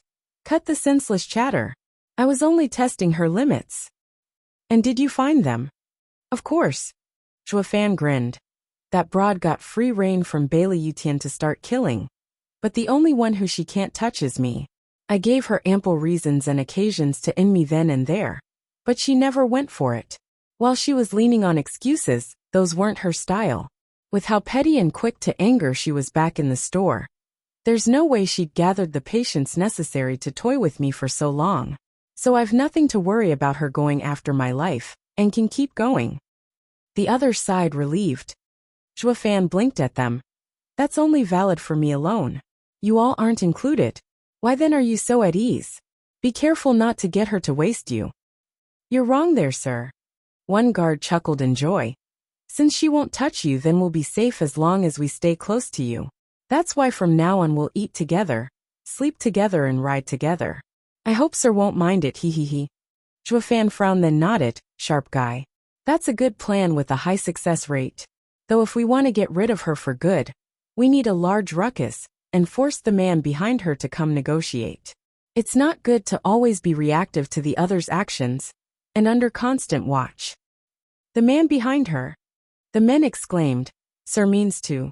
Zhuofan gave a resolute nod with a cold smile. Sooner or later we'll meet the best in the lands. So we'll use this chance to get a feel of him, ha ha ha. Chapter 986, Sun Sea Sect. Chapter 986, Sun Sea Sect. Proofreader, Papatonks. You lost. The 4 carriages were soon repaired, their beasts tied to them, and rushed through the snowstorm. However, unbeknownst to them, Invincible Sword Bailey Yutian stood upon a peak a kilometer away, witnessing the entire event with a long sigh. The four Sword Kings stood behind him with dark looks. Bailey Yutian glanced at them and spoke. Even with the strength of a Sword King, she's still lost. Do you know why?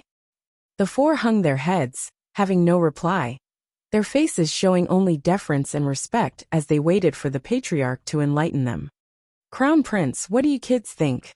Bailey Yutian turned to the 10 youths at the back. After some hesitation, Crown Prince immediately bowed. Patriarch, Frigid Rain Sword King has stepped forward and has free reign, but in my eyes, she appears to be the one to lose. Just like how Devil Mountain appears to have lost yet didn't. Frigid Rain Sword King was too reliant on raw power and disregarded the mind games one can use, giving the opponent the upper hand and pushing her back by grasping her weakness. The problem with Sword Kings is that they are all brawn and no brains, like they're at the top of the world. They aren't aware that on the battlefield, nothing is black and white, in constant change and complex. You're wrong, Crown Prince. Bailey Yulei interjected before Bailey Yutian could reply. This world is all about survival of the fittest. The strong don't need convoluted plans. Eagles fell their prey in one swoop, tigers catch their quarry in one pounce. There's no room for hesitation. Only mice scurry around unseen for food and sparrows look for seeds with caution. The art of war, and all the tactics used in the army, are all based on winning against a stronger opponent. While retreat is always advisable against someone beyond your abilities. But all these schemes and tactics show is that the user is weak, uncertain of their own strength. Yu is a Sword King, with hardly any in this world to match her. She has no need to think hard if someone would be out to get her through some master plan. Only people like you, Crown Prince, having not reached your full potential, would resort to such sophistry. How can you understand the pride of a Sword King, of wielding the power to be on top? The reason why she ended up losing to a kid's slick words is because, Bailey Yulei spoke with disdain and scorn as he chided the young future emperor. It took a long time in his speech to realize he had gone out of line, sweat soaking his brow, and fists clenched. Crown Prince just stared at him with a smile as he dug himself into a hole. Bailey Yutian spoke. What? You don't mean to say that I've been holding you back, do you? Is that why you couldn't attack? So that means her loss is my fault? Patriarch, that's not what I mean. Bailey Yulei rushed into a bow, shivering and taking blame. He was only a Sword King, and had no right to hold the Patriarch accountable for anything. His conceited speech was him running his mouth, letting his overblown pride get the best of him, and shift the blame on his boss. He had basically dug his own grave. Crown Prince smiled in ridicule. Thunder Sword King, it seems to me you're not quite at the top, ha ha ha. Bailey Yulei's face twisted in rage as he glared. But that was it, waiting for Patriarch's decision. Quiet, all of you. Bailey Yutian gave an annoying wave, watching Zhuofan leave. None of your answers touched on the essence. Be it smarts or bronze, it all comes down to valor, to having the attitude of the strong. Without a brave heart, no amount of cunning and strength matter. Anyone else would have been scared witless by Yu's sword, even affecting those that appeared calm. While the kid fought back and took initiative, nothing would have come of it if he didn't have courage. Also, I didn't let Yu attack and she really didn't. Humph, damn spineless coward. She won't get far in understanding the Tao, not after she couldn't even muster the nerve to challenge my authority. Having always been looming over her, she has no way forward, stopped at this level. They all shook, with Bailey Yulei anxiously saying, Patriarch, you're saying disobeying you would have been better?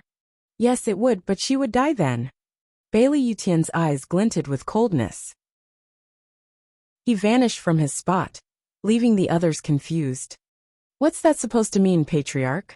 Even if you let us walk our own path, we can't escape your control, or we'll be dead. Crown Prince paused and gave a wry smile. Invincible Sword is the only one in the world. He flew away after Patriarch, the others even more confused and conflicted. Zhuofan's caravan had been marching for 3 days, looking out the window now and then, picking up Bali Yu's cold smile watching them from afar, and giving all but him and his daughter the chills. Sir, The witch keeps following us like a leech. I know you're certain she won't touch you, but who knows if it'll stay like this? One guard asked Zhuofan for advice. How is Sir going to solve this crisis? Zhuofan's eyes shone and smiled. Nothing to it, since it's almost time. For what? Our first stop of our trading caravan, Sun Sea Sect. He picked his teacup from the radiator and sipped. They all looked clueless. Is Sir planning on hiding there? Nah, can't be. Sun Sea Sect was one of Northern Land's 5 sects, but far beneath even one Sword King. They can never protect us. They were so quick to close their doors when news of 9 Sword Kings came around. There's no way they'll shield a merchant. They couldn't make any sense of his words, but Zhuofan was in no rush to explain, giving an ineffable smile as he looked out the window. In 4 hours before a snow valley, the 4 carriages halted. Zhuofan and the dozen guards stepped out and bowed to the guard outside the valley. The Qian clan caravan is here. I ask Senior of Sun Sea Sect to let us pass. Here is my clan's token. The guard took out his own token, identical to Zhuofan's, and threw it behind. It vanished into thin air, coming back only 15 minutes later. The space then warped and the valley had an icy road form in the middle. The guard gave Zhuofan a look and nodded. Everyone got in the 4 carriages and entered the strange domain. There was another ripple in the air, and the icy road vanished behind them, returning to be a plain snow valley. Whoosh! Bali Yu flashed not far away, glaring haughtily. Humph, want to hide in Sun Sea Sect, is it? Then I'll be waiting right here. The first to come out will be the first to taste my blade. Let's see you keep your calm then, brat. Zhuofan's carriage just entered and 50 men in the Soul Harmony stage surrounded them with wary looks. The leader was a shifty middle-aged man in white with split mustache to make him look cunning. No need to worry everyone, just the usual trade caravan. Please present your tokens to us as your identities as Qian clansmen. Oh, Executive Chow, who else would we be? We've been doing this route for many times now, hee hee hee. One guard laughed while giving his token to a disciple. Executive Chow nodded. Oh, Guard Wu, I sure recognize you, having been here many times, but it has been tense lately, and it doesn't hurt to be cautious. He gave a look to the men around him, and started checking the token signatures with the user to see if no rat slipped in. Everything checked out, following Zhuofan's turn as he bowed and presented a jade slip. Executive Chow, here is the caravan roster. I am Qianfan, Qian clan steward. Zhuofan gave a weird smirk. Chapter 987, Lamb to the Slaughter. Chapter 987, Lamb to the Slaughter. Proofreader Papatonks. Frowning, the executive said, Qianfan? How come I never heard of the Qian clan having someone like you? Ha. I've always been working out in the field, and only recently came back at clan head's orders, due to these tense times. Executive Chow, it's natural to not know me. Zhuofan spoke without any inflection in his voice, while also hinting that the executive hands were tied no matter how suspicious he might be. This is my daughter. I didn't feel at peace leaving her alone at home, so I've taken her along. I hope executive doesn't mind if she isn't on the list. Zhuofan called Chower over as a shield, which helped curb Chow's suspicions. What kind of a spy would bring their daughter to work? She'd only get in the way. A shame he had no clue this cute and adorable girl was anything but harmless. Executive Chow nodded. I believe you, but business is business, and we must follow protocol in ascertaining every member, ha ha ha. Executive Chow gestured, and one of his men brought Zhuofan's token over, and whispered in his ear before sending him off. Chow turned from his man to Zhuofan, saying, Since coming out of the field, does Sir know about the 5 sects tightening their guard ever since Central Area's operations in our homeland? The names and auras of main figures from major clans have all been included for inspection. In a few minutes we will have confirmation, sir. I only ask for a moment of your time. Executive Chow scanned Zhuofan for the slightest twitch, to find anything that might give him away. Zhuofan was aware of his attempt from the start, and Serene Shores Trading made sure everything would check out when they set up his token. He had no doubt in his mind there would be no problems whatsoever. I knew this when I returned. Thank you for your care, Executive Chow. Zhuofan smiled. Executive Chow blinked and gave a dry smile. With all his attempts at getting a rise out of the other coming out false, he was now pretty convinced Zhuofan was who he claimed. Soon, his man was back with an answer and the badge. Executive, the Qian clan list does indeed contain such a steward among them, while the aura checks out as well. Oh, then why wasn't I aware of this? Executive Chow asked. The man continued.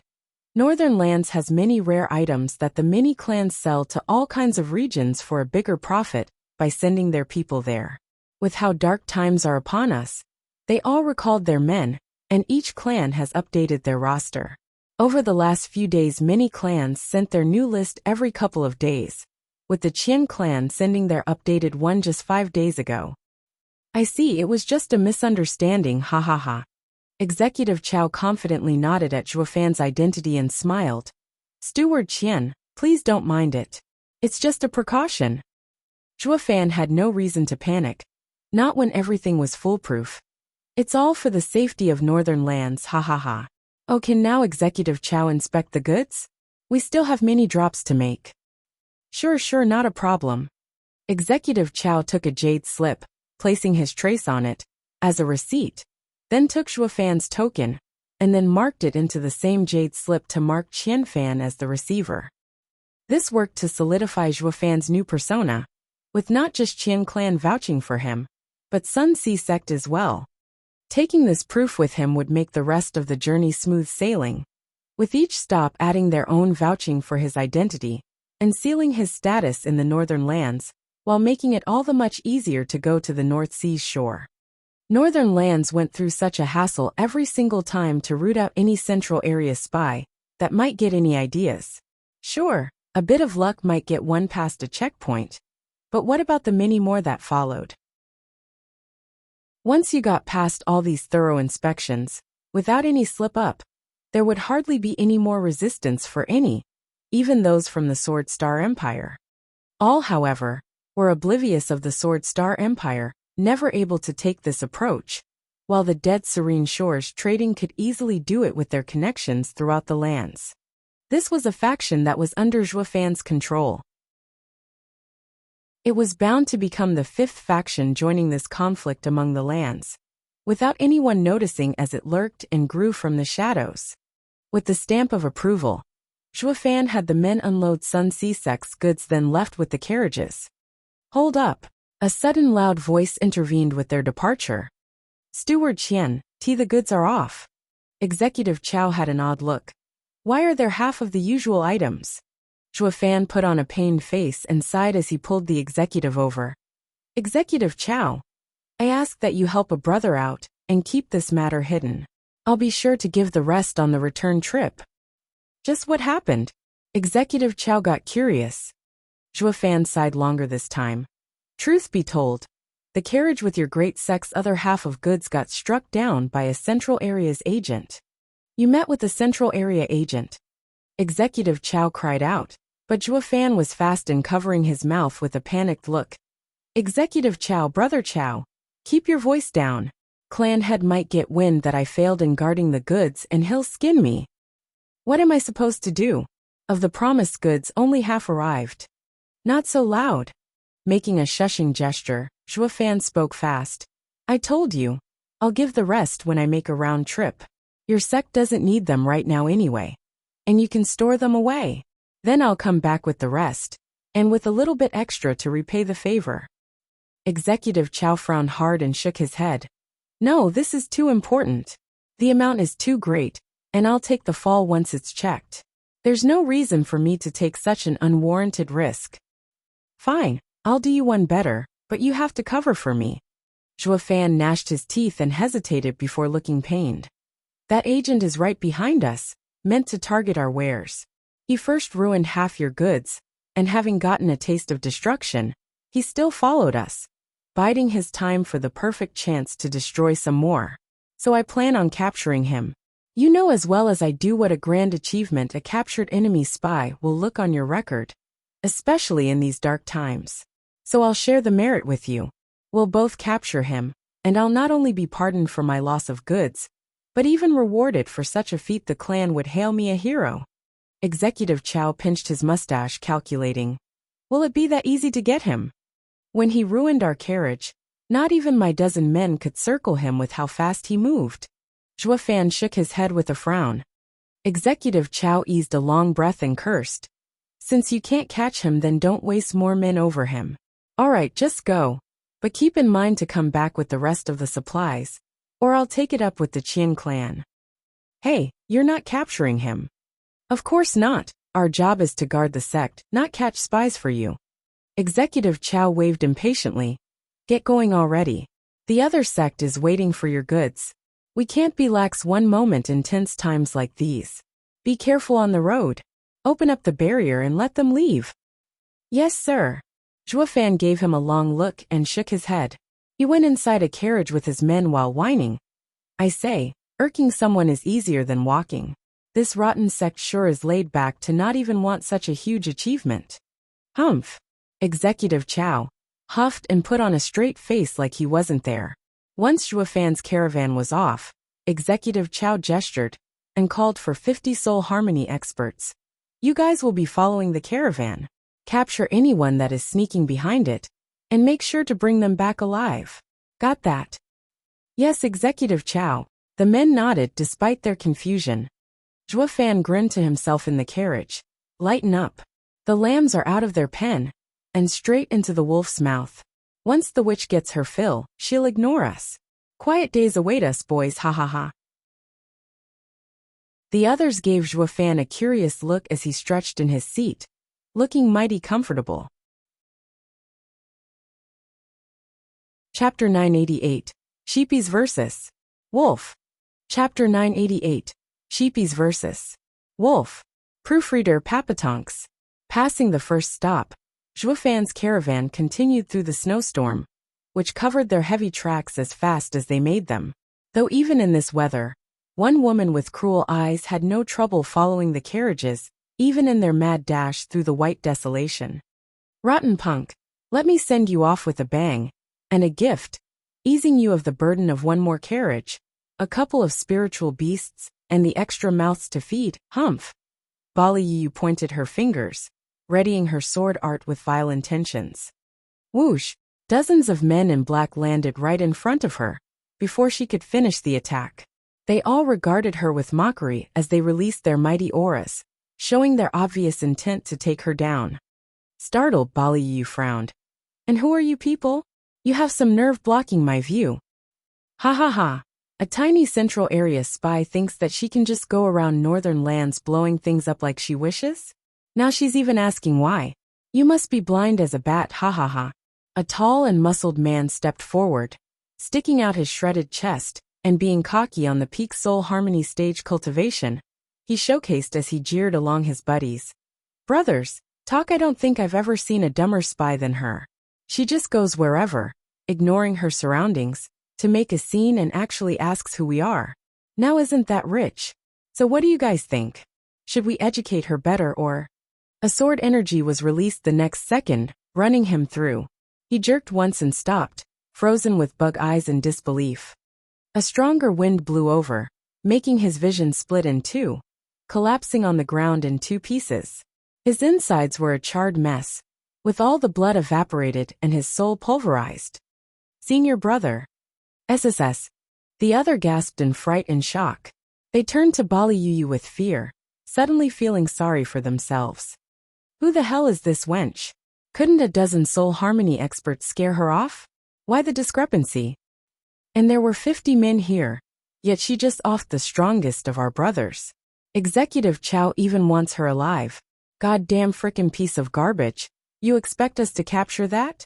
It's a miracle if we survive. Everyone looked pained at the icy Bali Yu. Their knees turned to jelly, their minds constantly cursing, and only wanting to flee for their lives. This was supposed to be an easy job of spy capturing. So why did it turn into us going to the slaughter? What normal spy out there even has such ridiculous power? Tucking her hair behind her ear, Bali Yu regarded her prey with deadly charm. I gave you the chance to state your names, but you went on with your incessant prattling, boring me of ever wanting to find out. So I think turning you into nameless graves would be a better fit for you, ha ha ha. Whoosh. Bailey Yu flicked her hand, and a loud boom sounded, submerging the 50-strong soul harmony experts in the snowstorm, and then removing them from this earth, leaving behind not even a drop of blood as proof of their existence. Boom. The string of explosions caught up to Zhuofan's carriage, shaking it. The guards looked out the window to see where the shakes came from with gawking faces. Sir, just what's happening out there to make such shockwaves? The wolf flipped and had a bonfire for her lambs. Just ignore it and let's go. Leaning on his chair, Zhuofan closed his eyes with a weird grin. The others shared a glance, shrugged, and the caravan rumbled forward. While they put this event out of their minds, members of the Sun Sea sect couldn't. More like they had no choice, not with how critical it was. Executive Chow stood before the sect entrance, smug and awfully overconfident in his success. Share merit with a merchant? As if. A frantic and desperate shout came from a disciple he had just sent, scrambling over to the ever-confident and prideful executive. Executive Chow chuckled and waved dismissively. Did you get him? Ha ha ha. It must be one hell of a fish to get you so excited, ha ha ha. Where is he? That is not, The guy was such a mess, shaking and stuttering in fear. Executive Chow was annoyed. Well, which one is it? Spit it out. Executive Chow, the fish is beyond big, but what? Too big for us to handle. With a bitter look, the guy found it hard to speak.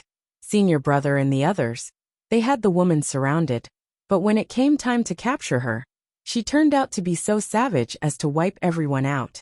I had been watching from afar in hiding, before I ran back here. Executive Chow, what do we do now? Executive Chow panicked. Did you say they're all dead? I don't believe it. These are soul harmony experts we're talking about here, with the strongest at the peak even. How can they all just die like that? Wasn't she surrounded by a dozen soul harmony merchants then? She ran off? Executive, might sir have the wrong information? The witch is too strong to be chased away. In fact, we couldn't run away even if we wanted to. The man sobbed. Executive Chow was dumbstruck, but soon it dawned on him. I don't have any way of explaining the loss of 50 soul harmony experts. I won't be getting this great merit either. I can only go find Elderly. Yes, Executive Chow mumbled while frantically dashing for the sect, his mind unhinged. A wizened old man sat on a couch in a lavish room, Executive Chow at his side. Executive Chow, your greed has made you lose 50 experts. And now that you can't handle the responsibility, you came to me? The old man mocked him. Wiping his brow, Executive Chow gave a strained laughter as he bowed. Elderly is so sharp. I was only thinking of grabbing a spy, and didn't want to bother Elder. Once the spy was captured, of course it was a merit to Elderly, thanks to your leadership. I could never take all the credit, ha ha ha. Quite the nice way of putting it, but things have become messy. Are you expecting me to clean up after you? Elderly mocked with a sharp glint in his eyes, seeing the bobbing head of Executive Chow. Only a Genesis stage expert can kill 50 soul harmony experts so fast. Guard, summon 50 Genesis stage experts at once, and seize this spy, alive. Since there's a spy, we should at least find out what she knows. Yes, sir. Hurried steps sounded outside. Elderly turned to Executive Chow. Little Chow, you owe me big for this. You know as well as I do how reckless endangerment, as well as losing 50 soul harmony experts is punished. I am now sending others to catch her and make up for your losses, saying they died in the line of duty. With such a heavy loss and nothing to show for it, you'll suffer worse than in hell. Thank you so much, Elderly, for your help. I will never forget your kindness. Executive Chow bowed and simpered. His mind, however, painted a different image, one of rage. I not only lost a great chance at merit, but even ended up in debt. God damn it. Qian Fan, you call that information? Nothing about it was accurate. Executive Chow was filled with rancor, but squeezed a bright smile instead, a painfully hard one at that. Elderly stood next to him, like a parent protecting his child. Alas, any kind of superiority he felt here was about to be squashed, pulverized and splattered by flubbing, sending sheepies once again to catch the savage wolf. Thump. Heavy footsteps rushed over and barged into the room, the Genesis stage expert having no time for common courtesy, as he watched the two men with fear and horror. Elderly, this is bad, real bad. The 50 Genesis experts you sent are all dead. What? Elderly gasped in shock, his jaw hitting the floor. Chapter 989, Playing with Fire. Chapter 989, Playing with Fire. Proofreader Papatonks. Keeping that look for a few moments longer, Elderly was having trouble reacting. Only later did he turn a stiff head to Executive Chow with an eye twitch. Little Chow, are you sure it's a spy? I guess. Guess your pea-brain. Pa! Elderly smacked him real hard as he cursed. In the name of all that's holy, are you trying to get me killed as well? What spy out there has such power, erasing 50 Genesis experts off this heaven's green earth? She has to be a peak Genesis stage at the minimum. And you came to me without even knowing her strength? Now you got me suffering the same thing you have by losing so many men. Elderly growled, and Executive Chow only made himself small and winced under the verbal assault, proclaiming his innocence in his mind. It wasn't me who found the spy, but Qian Fan who told me that a dozen soul harmony stage cultivators scared her off. But now things went from bad to worse. First the loss of 50 soul harmony experts, and now another loss of 50 experts, but a stage above that. With such a hole in their mismanagement record, the two had no way of covering or straightening it up. Best find help. Executive Chow lowered his head in silence. He hardly had any power as an executive to get this disaster handled, and could only sit there like a statue and listen to the other. Elderly was so tense and vexed under this problem, he was stomping all over the room, sometimes glaring at the trembling Executive Chow, though this was no time to vent. He needed something to make those losses look necessary, not just that they were sent out to die. After long moments of furious thinking, Elderly took a deep breath and walked outside. Follow me. Executive Chow rushed along like a meek puppy. In a room filled with the intoxicating smell of all kinds of pills, a white-haired old man with a valiant face and shocked eyes shouted, "Is what you're saying true? To lose so many men, then the person must be incredible." "Yes, Venerable Ma, he has to be a crucial member, and not just a simple spy." Elderly bowed next to him with a bright look, like a good devil on his shoulder. "He must have a special mission coming into northern lands. We have indeed suffered many losses, but all we have to do is capture him, and it will become our greatest achievement in the northern lands. It won't stop at just our sect leader, or the other 4 sects, but will even earn the respect of the other lands in our alliance. Venerable Ma, you are one of the 10 high venerables in our sect, but by pulling such a feat will send you into the top 3. Venerable Ma was silent, putting pressure on Executive Chow and feeling the need to speak up to drag him into this. Yes, Elderly is right. This is a chance of a lifetime, and letting it slip by would only leave other venerables to take advantage of it. Please make a quick decision, Venerable Ma. While it does sound nice, I fear she's already at peak in strength and can't be handled. Venerable Ma frowned, pensive, a cautious and weary man. Elderly egged on. Fortune favors the bold, Venerable Ma. She's just a peak Genesis expert. It would be very simple for you to have her tied and brought back, especially with 10 other peak venerables. 10 against 1 at the same cultivation is bound to result in a win. The only risk that could ever pose this operation is if she detonated. Your words do make sense. Mulling it over some more, Venerable Ma's interest grew. But not enough. But if she isn't just a peak expert, and instead one of Central Area's 9 Sword Kings? Elderly dismissed his worries with a wave. Venerable Ma, you're overthinking things. Why so low-key if she were a real Sword King? Why sneak around behind a caravan? I believe she doesn't want us to discover her since she can't take on our sect. That's unlike how an arrogant and obnoxious Sword King acts. Venerable Ma, there's no need to worry so much, just get her captured. Venerable Ma thought it over some more and then nodded. Wait here. I will invite some venerables to help capture this Central Area spy, for our sect's glory. Venerable Ma flicked his sleeve and stormed out the door. The other 2 bowed. Congratulations, Venerable Ma. on your success in becoming a top 3 venerable. Venerable Ma was gone soon and the duo sighed. Damn it, giving the credit to another again. Yeah, Executive Chow mumbled. Elder Lee's face fell and smacked him again. Yeah, my ass.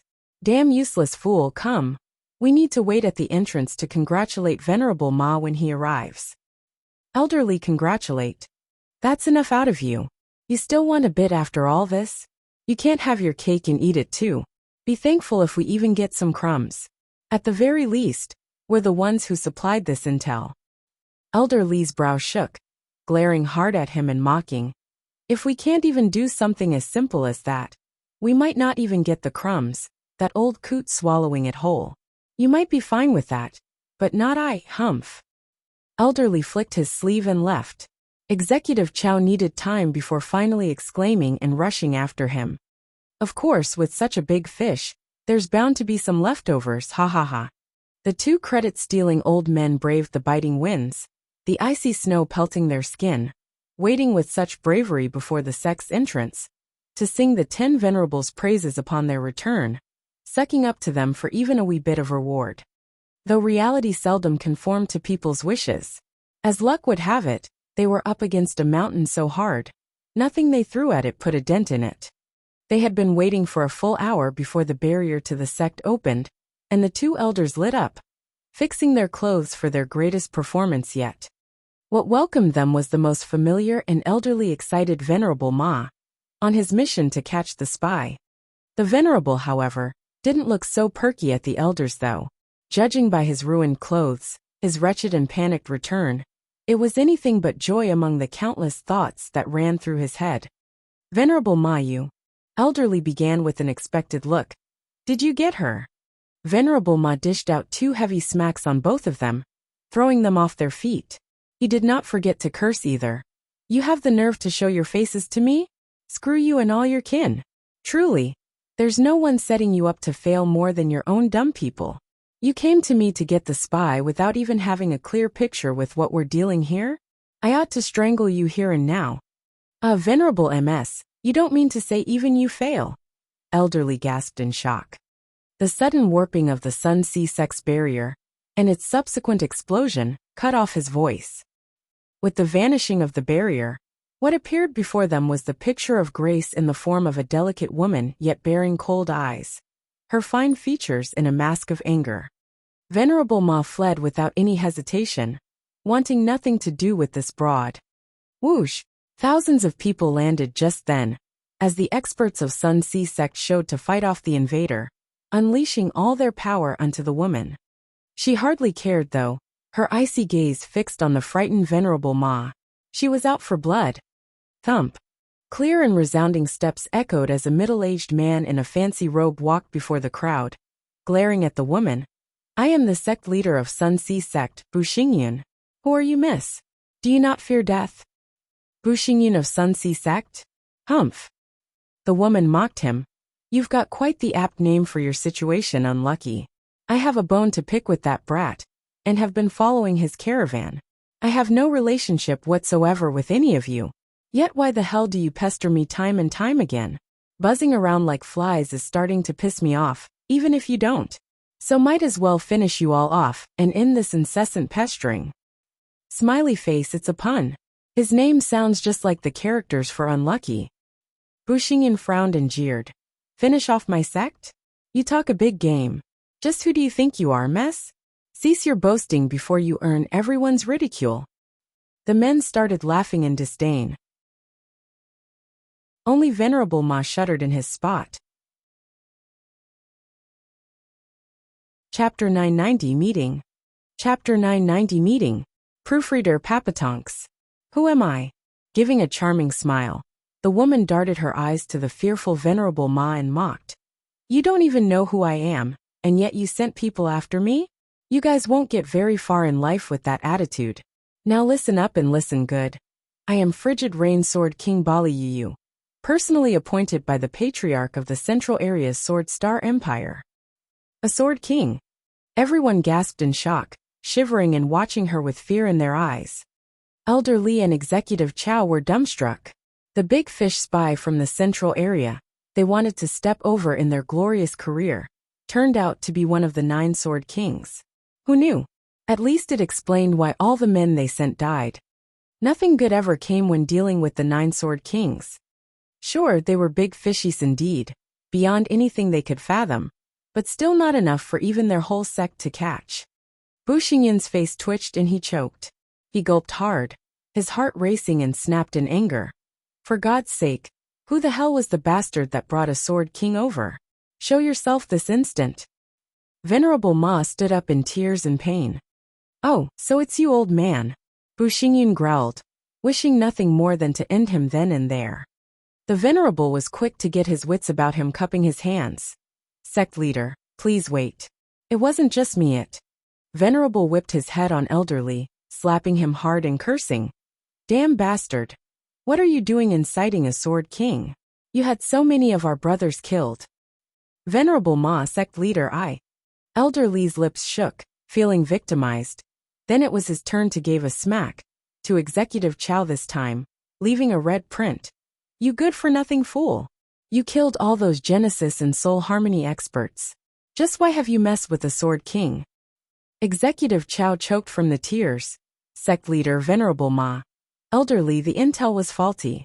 It's not me, but the Qian clans, Executive Chow was looking for a scapegoat. Too bad Zhuofan was long gone, leaving him all alone to take this monumental responsibility for this disaster. All he could do was pull a wronged face and explain. A Qian steward told me about this, so I went to capture the Central Area's agent. I didn't know it's a Sword King. Screw you. You actually went and believed some flimsy rumor without vetting it first? You're just asking to be killed. Bu Xingyan cursed louder. Then he bowed to Bali Yu at once. Frigid Rain Snow King. This is a total misunderstanding born from these mutts' idiotic belief in hearsay. You're free to punish them as you like. Northern lands and Central have yet to wage war. We're only getting ready for it, and not starting it. Would you please go someplace else and keep the peace? Bali Yu snickered, filled with disdain. Bu Xingyan, you have some nerve. While both sides are about to wage war, you're going for peace. How come? Ha ha ha. Isn't the issue of the two sides because of Ouyang Lingtian of Seabright sect? We have nothing against with your great empire. Spineless coward. Bali Yu's eyes shone and spat. You're one of Northern Land's 5 sects, and yet when the enemy is barging in your home, you only think of hiding in a corner. Where's your dignity, your honor in fighting off the invader? You're the exact opposite of that radiant stage brat, who at least had the nerve to argue with me, while you, oh big sect, have no bone in your back. Humph, you're nothing but garbage. I think I ought to do Northern Lands a favor by doing some spring cleaning. Ouyang Lingtian might even thank me for it, ha ha ha. Bu Xingyan's fave went cold. I take it then that miss doesn't want to leave. Take a guess, genius, humph. Then my Sun Sea sect can no longer back down. Bu Xingyan barked. Bali Yu, I know your 9 sword kings are great, but don't think our sect is any weaker. We have hundreds of Genesis experts with 100 at peak stage. Not even you alone can face such numbers without consequences. You're just a peak Genesis expert anyway. Bali Yu rose an eyebrow, mocking. Would you like to test that theory? Bali Yu's face hardened, and the constant snowstorm halted then and there. The skies slipped next with the crack of a silver lightning. Sword energy flared and sent sword waves cutting the air, ripping everything in their path. The snow that dominated the skies so far has turned into a storm of silver, with silver sword waves in every direction one looked. Like expected, whatever the waves touched, it ceased to exist, making Bali Yu the overlord of this world, with none escaping from her grasp. Everyone shuddered from fear and chill. Sun Sea sects tens upon tens of thousands strong were nothing but bugs for this woman to squash, at her whim and mercy. Bali Yu roared and unleashed all his power at her, with all the other Genesis experts doing the same, ready to die. The heavens were filled with silver waves while the ground was soaked in yuan qi. The collision resulted into a hell's cape, shaking everything around them. Zhuofan's carriage was rushing through the snow still, watching at the bizarre event in the sky. He could even see how the air warped, shocking his men. Zhuofan hardly watched out the window, But this time even he was stunned at such power. A Genesis stage expert can wield the power of the world. In a battle between cultivators at this stage, it's all about fighting for control of said power. Bali Yu alone, in this case, has the skies on her side, pushing down on all of Sun Sea sect. They don't have room to breathe, much less use the world's power to fight back. The 9 Sword Kings are as strong as they say. The other men nodded solemnly. The 9 Sword Kings can destroy sects by themselves. Huh. Their amazement was short-lived as their spiritual beast pulling the carriage roared and stopped. It was so sudden, it almost threw its passengers off their feet. Once at full stop, one guard looked out the window then said to Zhuofan, "Sir there. Here it comes, ha ha ha." Grinning, Zhuofan knew this was a long time coming, unfazed by it as he watched the 10 or so people outside standing before their carriage. The one in the lead was a 3-meter-tall old man, while the rest keeping a respectful stance behind. One guard frowned. "Who are they? What do they want?" "Who we've been waiting for to show up."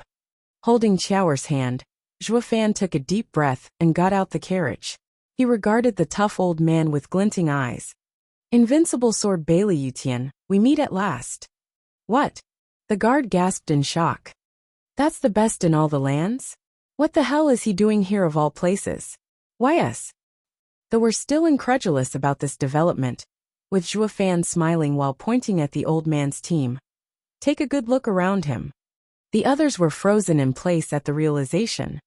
Bali Yu's silver waves had been spreading for hundreds of miles from the Sun Sea sect, yet only the space around the old man was still tranquil.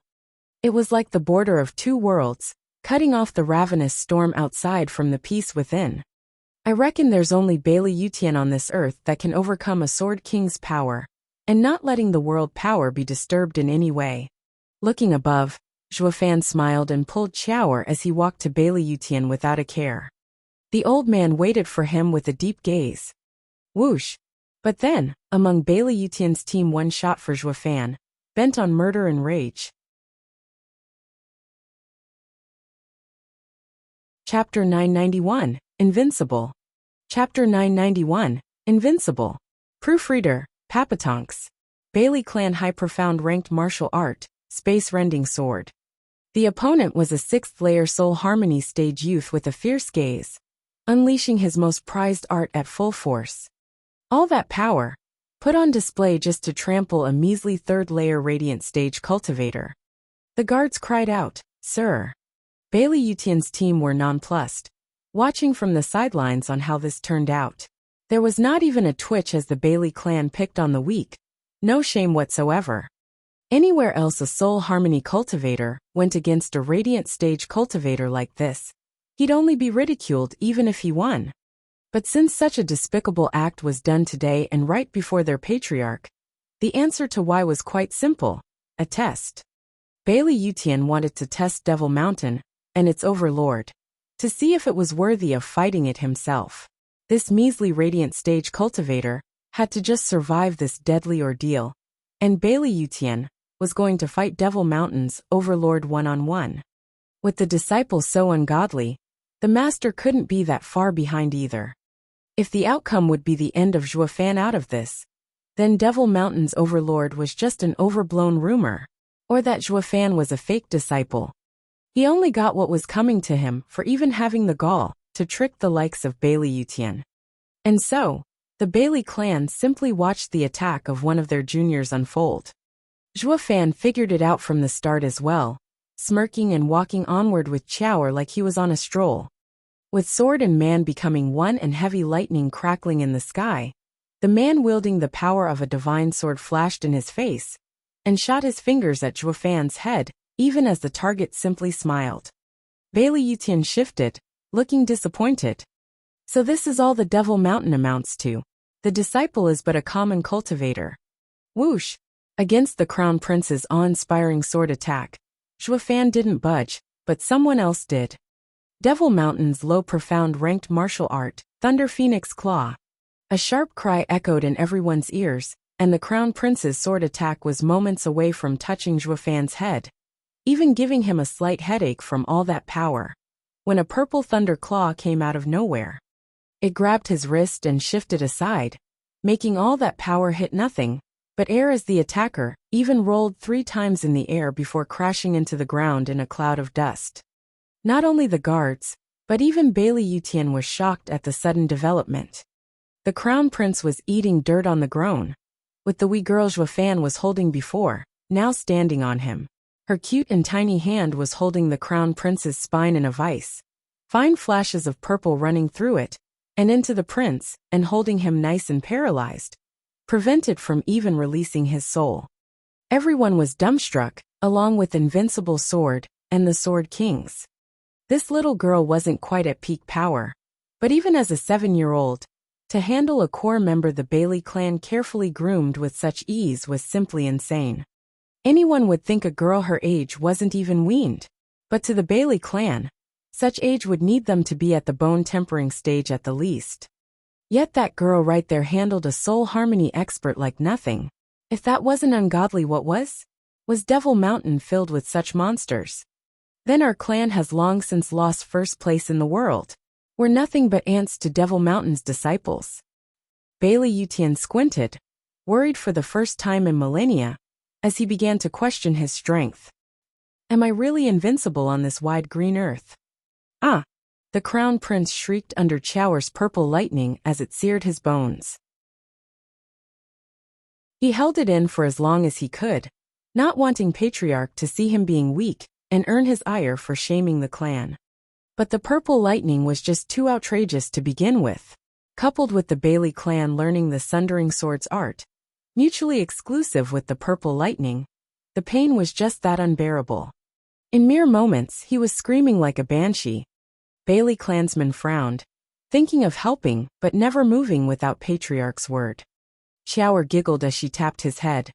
This is but a taste of what I can do. This is for trying to touch my father, hee. Chower claw ramped up to 1/3 of her power, and the crown prince shrieked harder. Chower! Zhuofan glanced over. Let him go. Chower paused and nodded, bowing to him. Yes, father. She returned to his side, leaving the unsuccessful crown prince in his attempt, still groaning on the ground after trying to get his feet under him only to stumble again.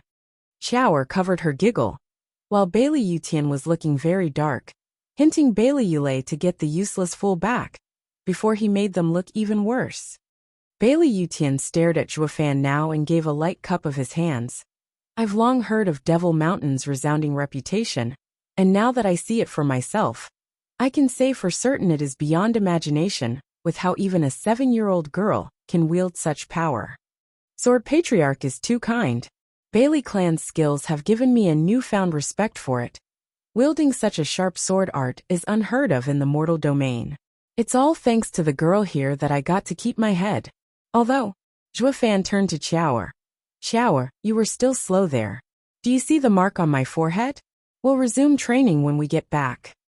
Chower pouted and bowed. Yes, father. Bailey Yutian's face twitched, his heart in anger. The punk knows how to talk. First praising the Bailey clan's skills, then chiding his daughter for lack of training. This was a clear disregard to all of them. A child just got a Bailey disciple thrashed in one strike, yet he was calling that slow, saying more training needed? If that wasn't disdain, what was? Rotten punk, that's my line. I never thought the day would come I'll have it used against me. God damn it. Annoyed to no end for being served, Bailey Yutian had no choice but to bottle it in. Till now he was strongest. He mocked the most since no one could do anything about it anyway. But now that Devil Mountain, a fresh and unknown faction, came out of the woodwork, he was left not wanting to get on their bad side. Not until he knew the full extent of their power. He had been cocky and strong his whole life. But this invincible sword wasn't so blind from pride as to throw reason out the window and look back in anger. One other reason he didn't let anger get the best of him was Zhuofan. He just couldn't see through him, even after all the testing he did, first with Bali Yu and now himself. He faced everything with unshakable calm.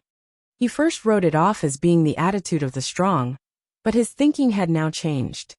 Maybe he doesn't fear the 9 Sword Kings at all. Not even me. Since a child from Devil Mountain was that strong, what then of the father? What of the overlord? Invincible Sword felt sweat trickle down his brow for the first time in eons, his expression hard. It was fear from overthinking. From big to small, anyone from Devil Mountain wasn't to be messed with. He got so used to having his way, even disregarding the good of the Empire for a moment of joy. In other words, he always got what he wanted when he wanted. The Empire could crumble for all he cared. He could just make another one.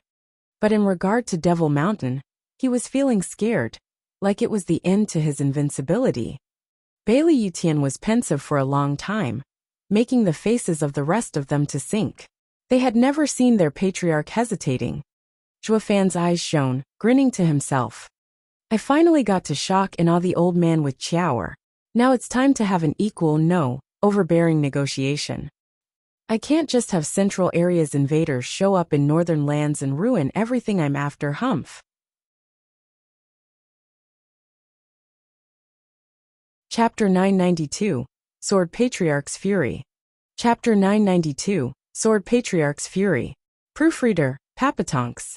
Devil Mountain has some harsh requirements, I see. Your daughter's attack was excellent, but Sir is still so harsh. Bailey Yutian gave Zhuofan a long look, assessing him, before speaking with a smile. Zhuofan gave a dismissive wave. Sword Patriarch, you don't have to joke. A child only cares about making it passable, regardless of flaws. Education starts from a young age, if one wants to straighten her character. This is the only way to remove any laziness, and make sure she overtakes her peers. A little devil-like that has tons of peers in Devil Mountain. Bailey Yutian's mouth twitched, his heart sinking. The others' brows shook as well, their eyes widening. Just how huge is this sect? Do these little monsters come in bulk or what? Everyone there felt a chill down their spines, even Bailey Yutian and his Sword Kings. It was a downright miracle for a clan or sect to have a monster, but to come out in droves? That was a disaster. The world would come to an end. There was only one invincible sword in the 5 lands, but in Devil Mountain, it seemed to be countless invincible figures. And the more there were of one thing, the lower the title's value. Invincible Sword frowned, as he became more distraught the further he talked with Zhuofan. But his curiosity to know everything was still there, forcing himself to smile to look as casual as he could muster. His stance, however, was no longer as dominating as usual but amiable and chatty. I'm truly amazed with how many talents Devil Mountain has. Bailey Yutian gave a firm salute, this time, as he cupped his hands, watching Zhuofan with a sharp glint. How may I address, sir? What matters have brought Sir here, to Northern Lands Outback? Glancing over as he returned the salute, Zhuofan's tone showed no inflection. Sword Patriarch is too kind. I've already stated my name the last time I bumped into your nation's frigid rain Sword King. It's merely Qianfan. I'm sure you've heard of it by now. As for why I'm in Northern Lands, ha ha ha. It has nothing to do with you whatsoever. Patriarch can relax. I find it hard to believe Sir's name to be real. Not after becoming Qian's steward, right after coming out of Devil Mountain. Bailey Yutian squinted. I won't be able to sleep well either, not knowing Sir's real reason for coming here. You might be against my people for all I know. As Devil Mountain has shown itself in Western lands, I have to be on guard. Bailey Yutian gave Zhuofan a firm salute, holding as much courtesy as demand. Sir, I ask that you help in easing my worries and not lead to any friction to happen between us two. Isn't Devil Mountain's age-long absence from the 5 lands matters proof enough? Zhuofan gave off an ineffable feeling with his casual demeanor. Sword Patriarch need only worry about his matters. So long as you don't disturb us, each will go their own way. Farewell. Zhuofan nodded and pulled Qiaoer back to the carriage. Bailey Yutian wasn't finished. Cupping his fist so hard he unleashed a tremendous aura upon the world, ringing the ears of the Soul Harmony Guards, and making their hearts race. As for the 3rd-level spiritual beasts, they were so scared they collapsed on the spot and shivered like leaves. Pausing, Zhuofan's eyes grew cold as he spoke. What's this about Sword Patriarch? Nothing much. I just feel awful that by not knowing your great sect's goal here it will cause a misunderstanding between our factions, from which neither can recover. I just want to be clear on this, in consideration to everyone's situation. Bailey Yutian stared at Zhuo Fan's back, waiting for his reaction. He needed to know Devil Mountain's aim, and wouldn't have no for an answer. It was imperative to know whether they were with against them, or just passing by. It just didn't sit right knowing there was such a strong force out there that might just step in when their situation was dire and make them lose everything they worked for. Invincible Sword's grand unification plan had simmered for so long now, and this time there was a high chance of success in one fell swoop. The slightest discrepancy from his goal had to be thoroughly removed. Not to mention, he needed to figure Zhuo Fan out. The kid was incredible, so the father couldn't be far behind either, but it still paid to know the details. For the next time he would have to deal with Devil Mountain, he wouldn't be plagued with so many unknowns. His clasping hands were done harshly on the surface, to crush stones and the earth, but hid a softness within that didn't even hurt a fly, a calculative and subtle intent. For a 10,000-year-old monster, he had gone beyond being a martial fanatic, having gained a shrewder side over the ages. Zhuo Fan took a deep breath and nodded. Indeed, Sword Patriarch is undoubtedly right in this point. Devil Mountain doesn't want anyone to disturb us in this affair either.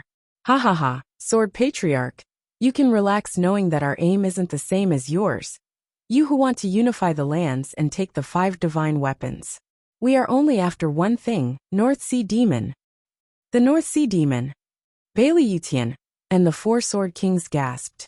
That same demon had wiped the floor with the best in northern lands, Ouyang Lingtian, on the same level as a Sword King. What made it worse, the demon did it in one blow too. Bailey Yutian believed it would be a hard battle even for him.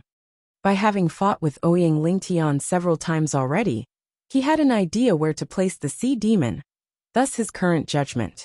The 9 Sword Kings were nothing to him, but they could hold on for 5 hits at least, 10 for the most promising ones.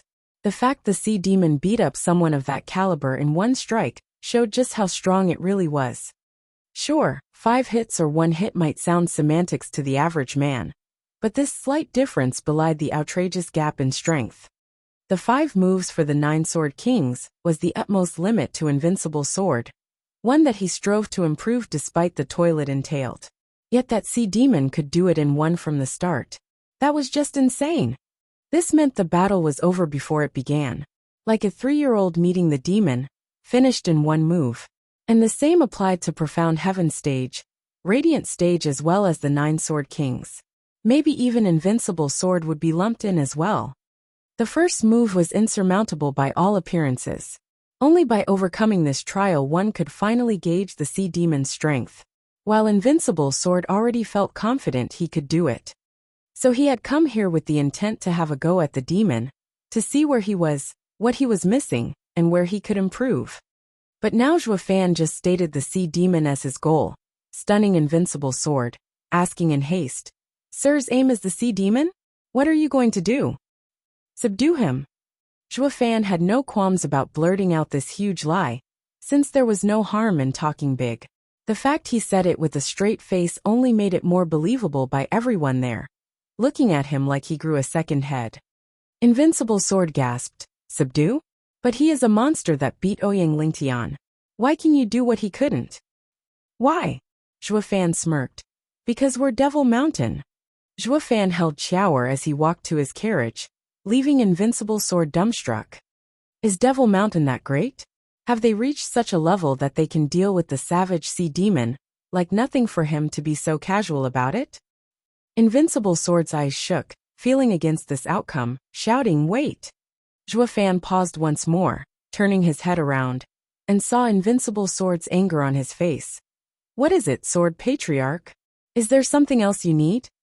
Everyone knows of the North Sea Demon's savagery, and even I have reservations of meeting him.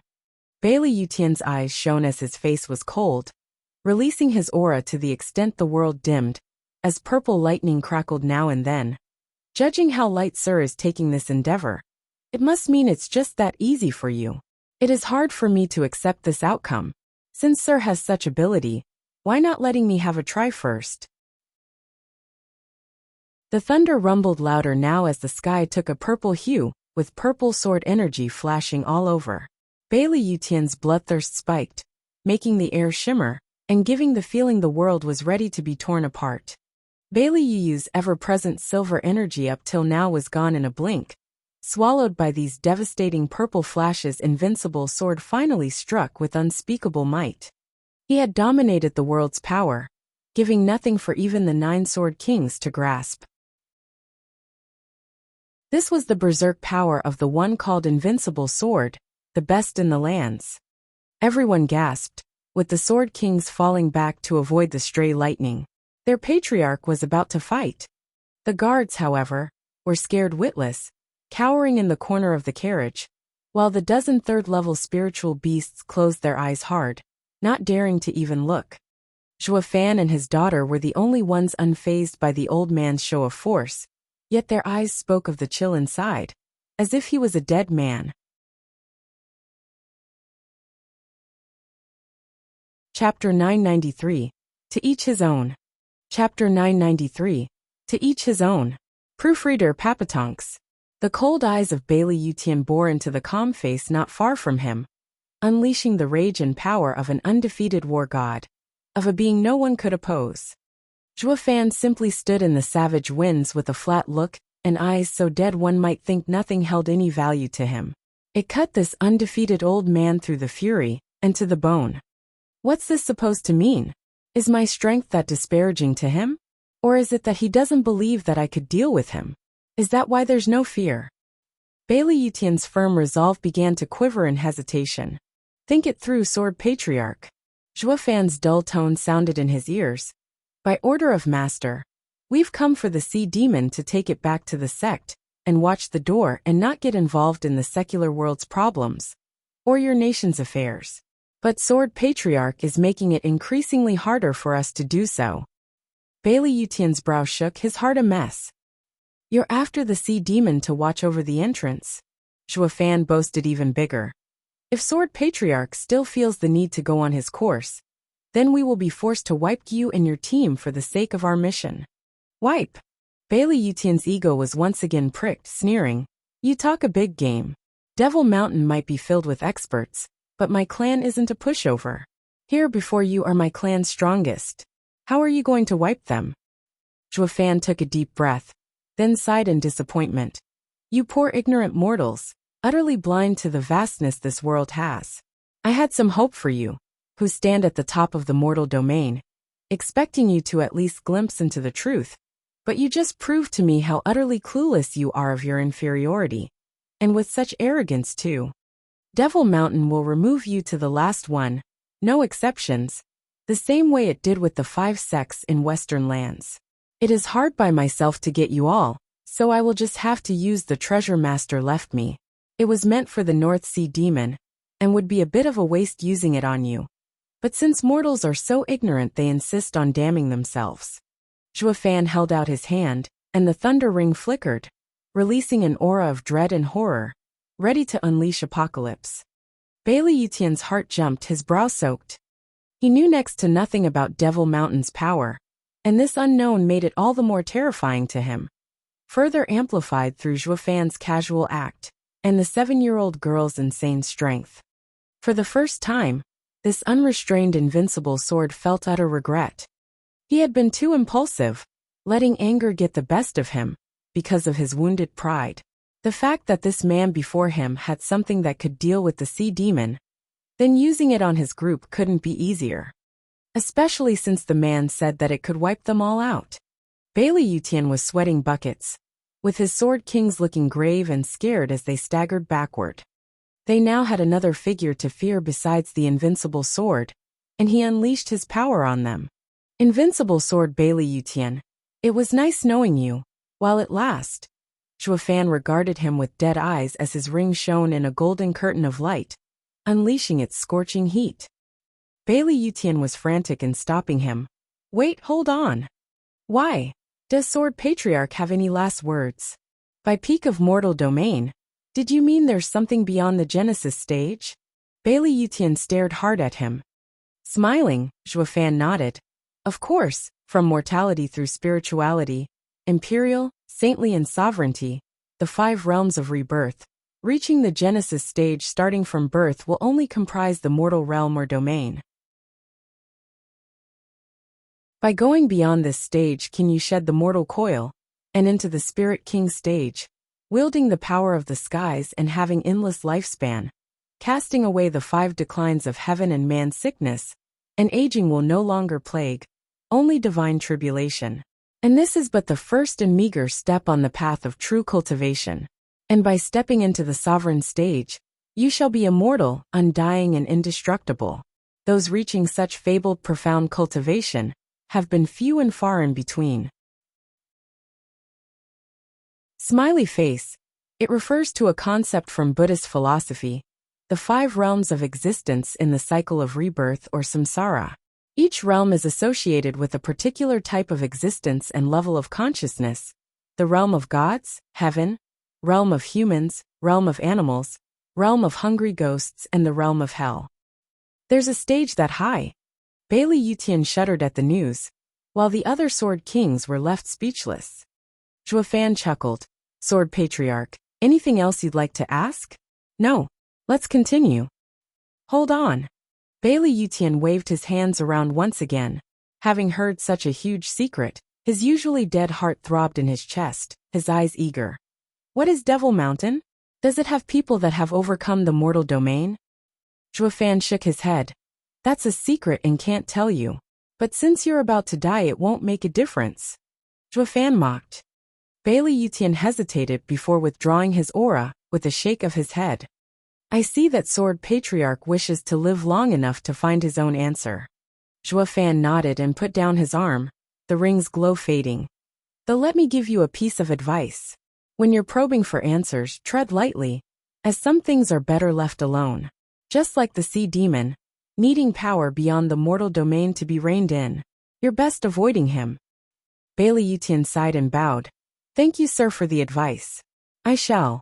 I only came here for the heaven-sealing sword, and have no intention of offending the demon. When the day comes that I understand the sword path enough to overcome the mortal domain, I hope to pay Devil Mountain a visit. May I have the honor of seeing your overlord? Fate will decide. Zhuofan smiled. Devil Mountain's disciples roam the world to train, before returning to the mountain and inheriting Master's legacy. If Sword Patriarch comes across another disciple the next time, you may have the chance of peering into the sect. Bailey Yutian looked downcast, but nodded with cupped hands.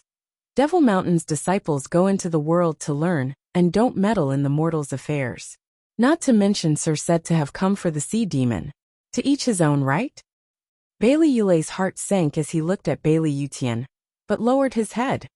While it looked like an agreement, it was more of a request, one coming from the land's strongest invincible sword. This would have never happened ever. Bailey Yutian was a man of immense pride. However, here and now, the Devil Mountain proved to be of such uncanny might, and had people that have gone beyond the realm of mortals.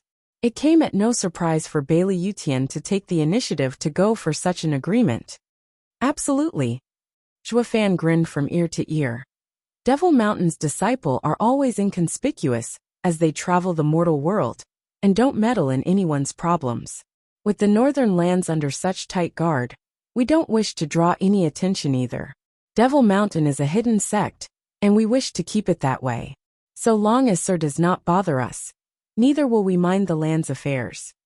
Bailey Yutian eased a breath, finally at ease. Sword Patriarch, may I leave now? Please go right ahead. Zhuofan smiled, having reached his goal. Bailey Yutian bowed as he gestured with respect. Everyone else was dumbstruck. Since when was their patriarch so respectful to anyone? Whoosh! A white figure suddenly flashed over. Frigid Rain Sword King Bali Yu. Clueless as to what transpired, she sneered and threatened Zhuofan. Rotten punk! You think that useless Sun Sea sect could save you? Humph, in your dreams. Now I'll make sure to send you all to oblivion. Stop! She turned back to see who shouted at her, and saw her patriarch standing there. Startled, Bali Yu immediately bowed. Patriarch, he is that sneaky brat calling himself Devil Mountain's disciple. He must have earned your ire, Patriarch, but you don't have to lower to his level. I will handle him myself. Bali Yu pointed again, ready to strike and exact revenge. A bam resounded just then, and she was thrown into the air like a rag doll. She was forced to cough blood, mixing with the snowflakes and turning them red. Chapter 994. Sword King joining in. Chapter 994. Sword King joining in. Proofreader Papatonks. The soft figure rested harshly on the white and red feathery snow, jerking now and then as Bali Yu cranked her head up to see Bailey Yutian's icy and reproachful glare meeting hers. Patriarch, why? Bailey Yu was utterly confused.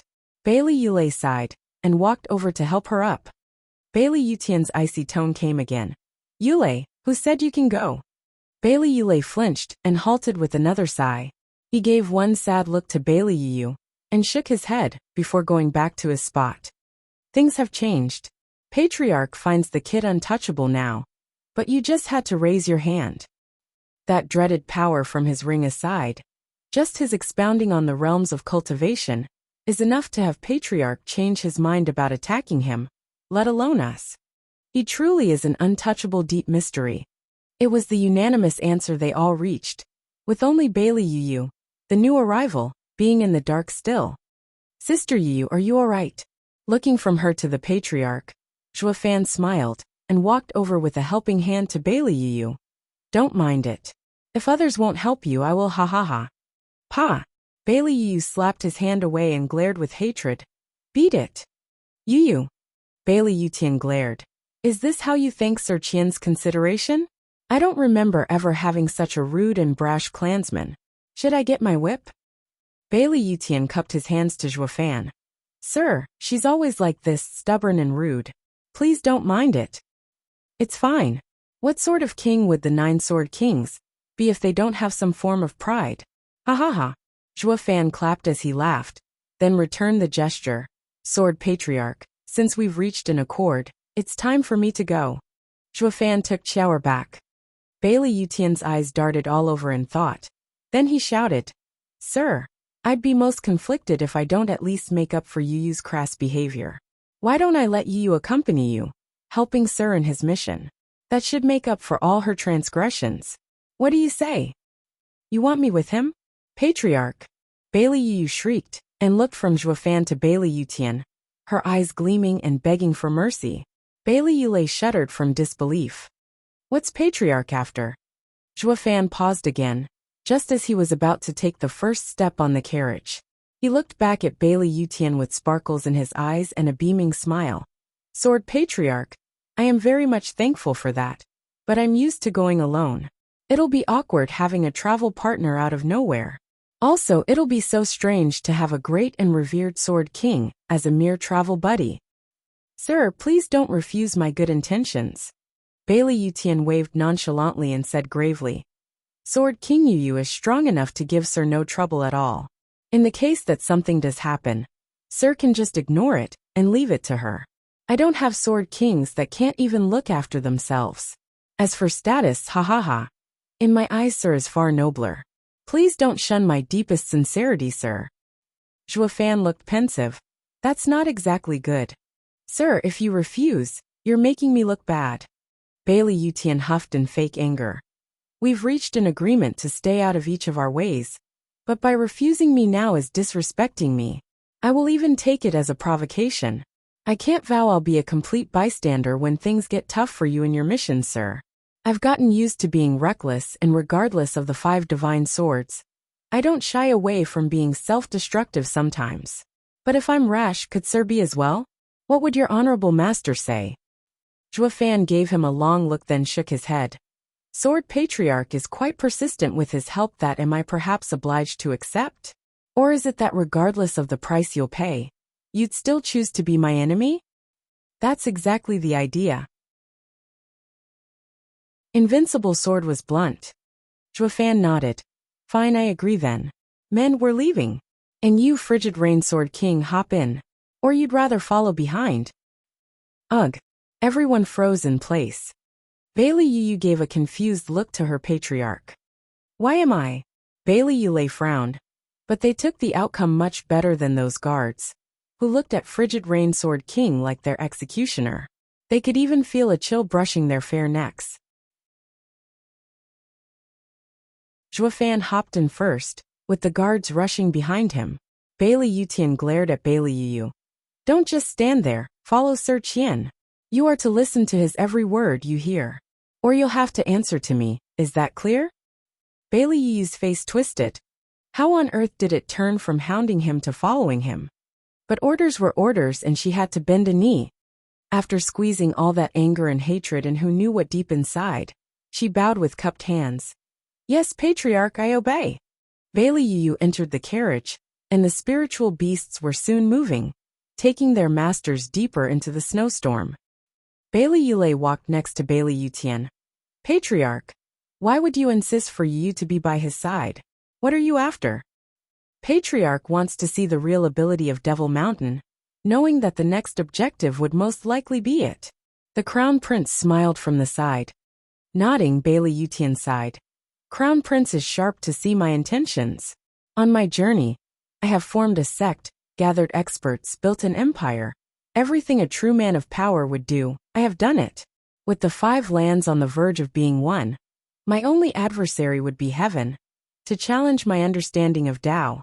But with how vast it is, the difficulty is just as high.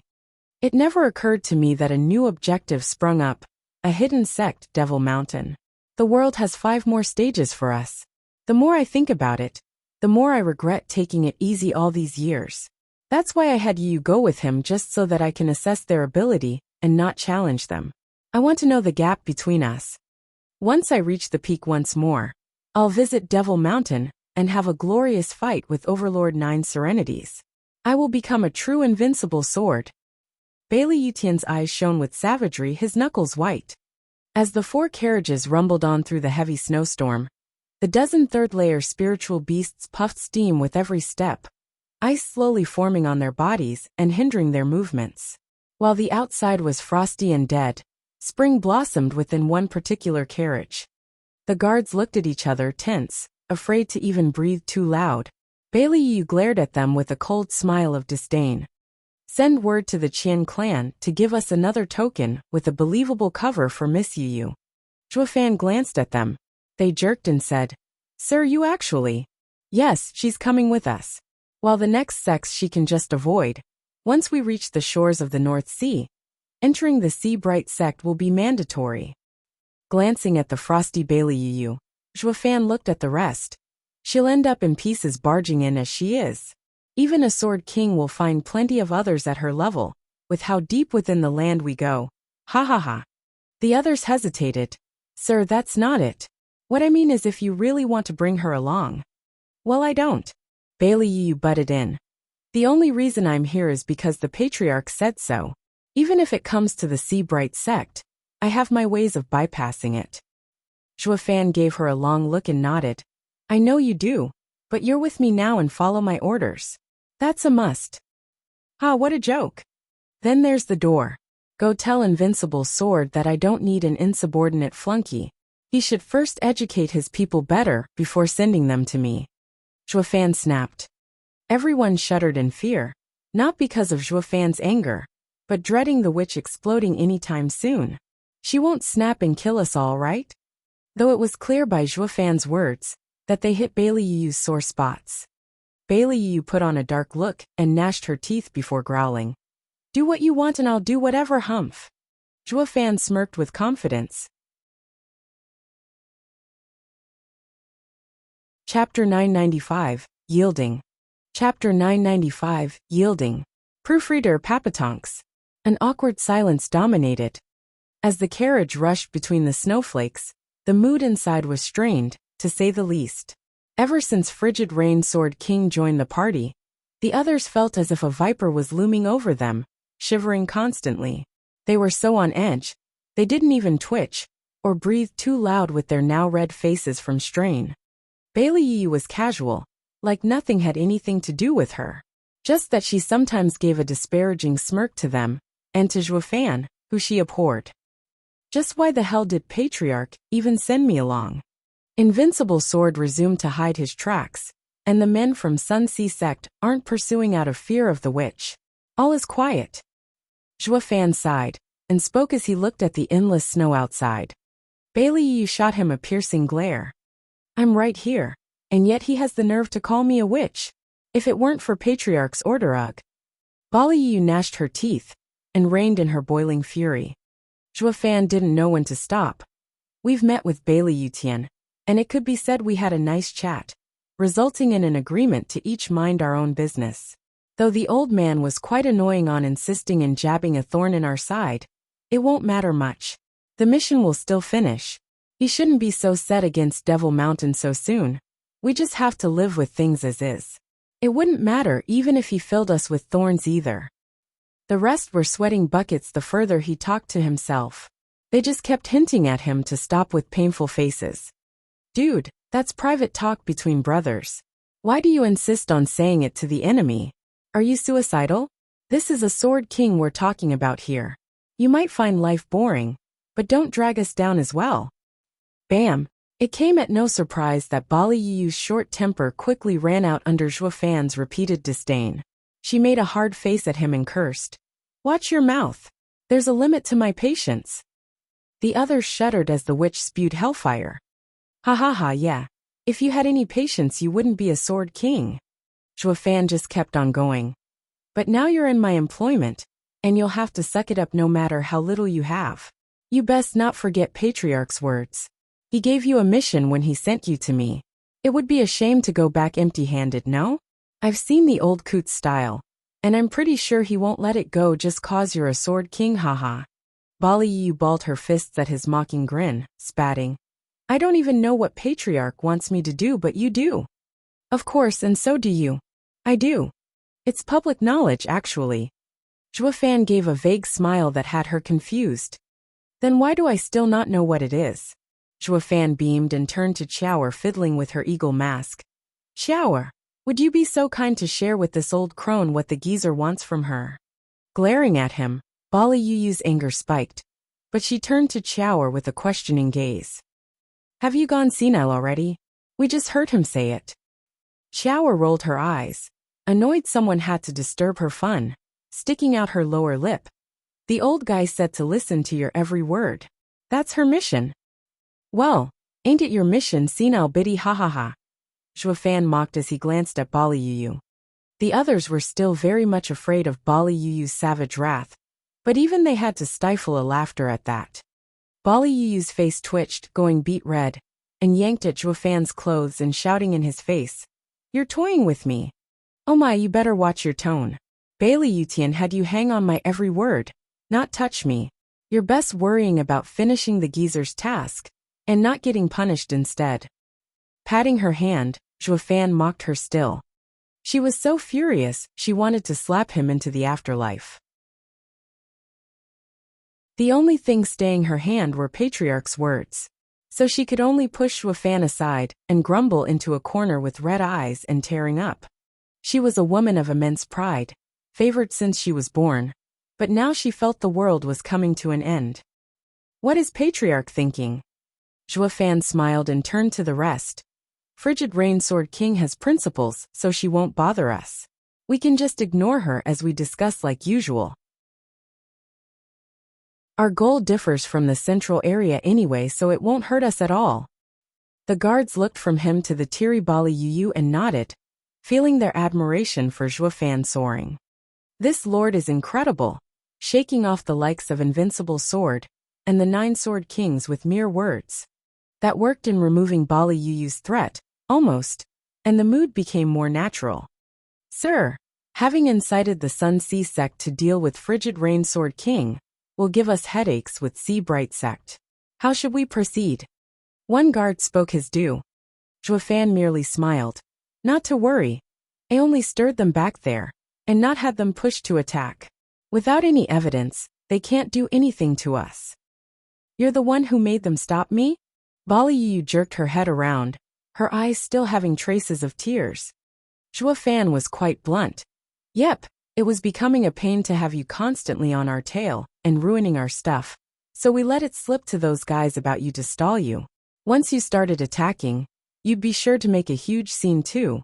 So big not even Bailey Yu Tian could cover, so he had to come out and meet me. That's how I was able to strike a non-aggression pact with the Patriarch. While Invincible Sword had given you free rein to kill. But you're here in hiding after all. Once the noise gets loud enough, it wouldn't stop at fighting one sect, but drawing all of Northern lands strong into this. So I was absolutely positive that when you got back to Patriarch's side, he would give you some heavy punishment. Giving you the right to kill did not mean you can go on a rampage. Now all eyes are looking here, a huge detriment to Central Area's team. So he had enough of your rash actions, sick of you being so bad at your job, and gave you to me to get rid of you, ha ha ha. You're full of it. Patriarch would never think of me like that. Bali Yu shot down Zhuofan's mockery on the spot. But then she said in confusion, you just told me your plan. Aren't you scared that I'll tell it to Patriarch? Are you trying to trick him? Zhuofan shook his head in disdain. That's why I said you're bad at your job. You couldn't even figure out this simple truth. I was not tricking him but you. Furthermore, your Patriarch noticed this from the start. He knew the moment you made a scene that you lost, so he had to see me fast before the Northern Lands strong showed up, and wouldn't get another chance. So the question is, knowing his nature and going back to him, by making it worse through reporting, how would he deal with you? Ha ha ha. I heard it was quite the stinging whip hee hee hee. Bali Yu grimaced as she gnashed her teeth. You're as despicable as that conniving Bailey Jingwei. Zhuofan merely stared at her with bright eyes. He knew exactly why Bailey Yutian got this Sword King to watch him, to see the limits of Devil Mountain. But with such a strong asset around, it would be a damn shame not to use it. His mind was now filled of countless ideas how things might evolve or devolve. Over the next 3 days, the carriages had rode without any issues, only making a stop on the morning of the 4th day, when a guard perked up at the road ahead. Sir, that's Galefrost Town. We have a shop here we can use to contact Qian Clan and give Frigid Rain Sword King a cover.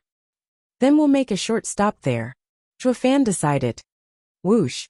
A whistling wind suddenly passed as a very familiar scent wafted from a carriage, pulled by the same type of third-level spiritual beasts, as theirs got ahead of them. Zhuofan looked ahead at the carriage's back and his eyes shone. That carriage looks familiar.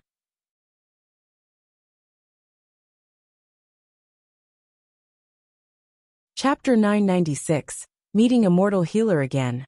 Chapter 996, Meeting a Mortal Healer Again. Proofreader Papatonks. The guard noticed Zhuofan's blank look, and looked at the carriage going into the snowstorm. Sir, these carriages are common. Is there something wrong? Nothing, just very familiar. Zhuofan was in a dilemma. I just can't place where I've seen it. Bailey Yu used this chance to mock him. You rotten man. Did you have too many old flames to remember them all? Old flames? Did you ever see a man driving such a fragrant carriage then? Humph, Sir Qian. You sure know how to spread your love. Bailey Yu patronized. The other men sniffed the air, and picked up the scent. The notion hit them as well, but kept it to themselves with lowered heads, though they still smiled. A woman. Zhuofan thought hard for a bit then exclaimed. Oh, it's them. Who, a lover on the side? My auntie. Smiley face. It can also mean father's concubine. Bailey Yu capitalized on this chance to mock him. Xiaoer's eyes lit up as well as she played along. While Bali Yu hated Zhuofan's guts, she ended up finding a friend in the small child, the two growing close these days. Men never were able to unravel a woman's mind. The two girls became fast friends in no time, with Bali Yu leading Xiaoer's astray, pulling pranks together against Zhuofan. Zhuofan ignored all that and said, when young Sanzi got hurt, the lady inside saved him by sheer coincidence, and I've yet to thank her. I have to go say hello, and figure out a way to repay the favor, and not be left owing anyone anything. You owe them a favor, so why the long face? Why on earth are you scared you may never return it instead? Getting the picture, Bailey Yu was baffled how this cunning and shrewd man would look at favors with such gravity, restless all the time unless he returned them. This was a first for her. Xiaoer waved her hand with a smile. Sister Yu, that's just how Dad is, always clear on favors and hatreds. My brother had the fortune to be rescued, and my dad used the chance to swindle them out of a treasure, and must now be feeling guilty. They saved your son and you robbed them. Bali Yiyu's face twitched, changing the way she looked at him, filled with disdain. I knew you were bad and this proves it. Repaying kindness with malice. Zhuo Fan sighed with a shake of his head. I just thought that 20 million sacred stones in exchange for a bit of North Sea gel would be a sky-high price, returning the favor. But not only did I not return what I owed, but ended up finding out that I took something worth 50 million sacred stones instead. Curses! How was I supposed to know that thing is so great? It looks as if I strong-armed them, filling me with guilt. Frigid Rain Sword King cocked her head with a wide smile and a roll of her eyes. Here I was thinking you're a conniving man. But now I know you're just a dumb fool. Who in their right mind would ever weigh the North Sea gel in sacred stones? How was I supposed to know? Zhuo Fan rolled his eyes, calling the driver. Hurry up and catch up to that carriage. Don't surprise them and make things worse either. The man nodded and sped up. Bali Yiyu cocking an eyebrow at him with a smirk. You sure go the extra mile when it comes to your saviors. Devious man. Even worried you might startle them. I just can't tell if you're nice or pure evil. Devil Mountain does have an evil vibe. But does it raise demons or saints? Picking up on her angle to squeeze info about Devil Mountain from him, Zhuo Fan didn't fall for it, returning a mysterious smile. Bali Yiyu's face fell and cursed. Xiaoer grabbed her hand before she could, giggling.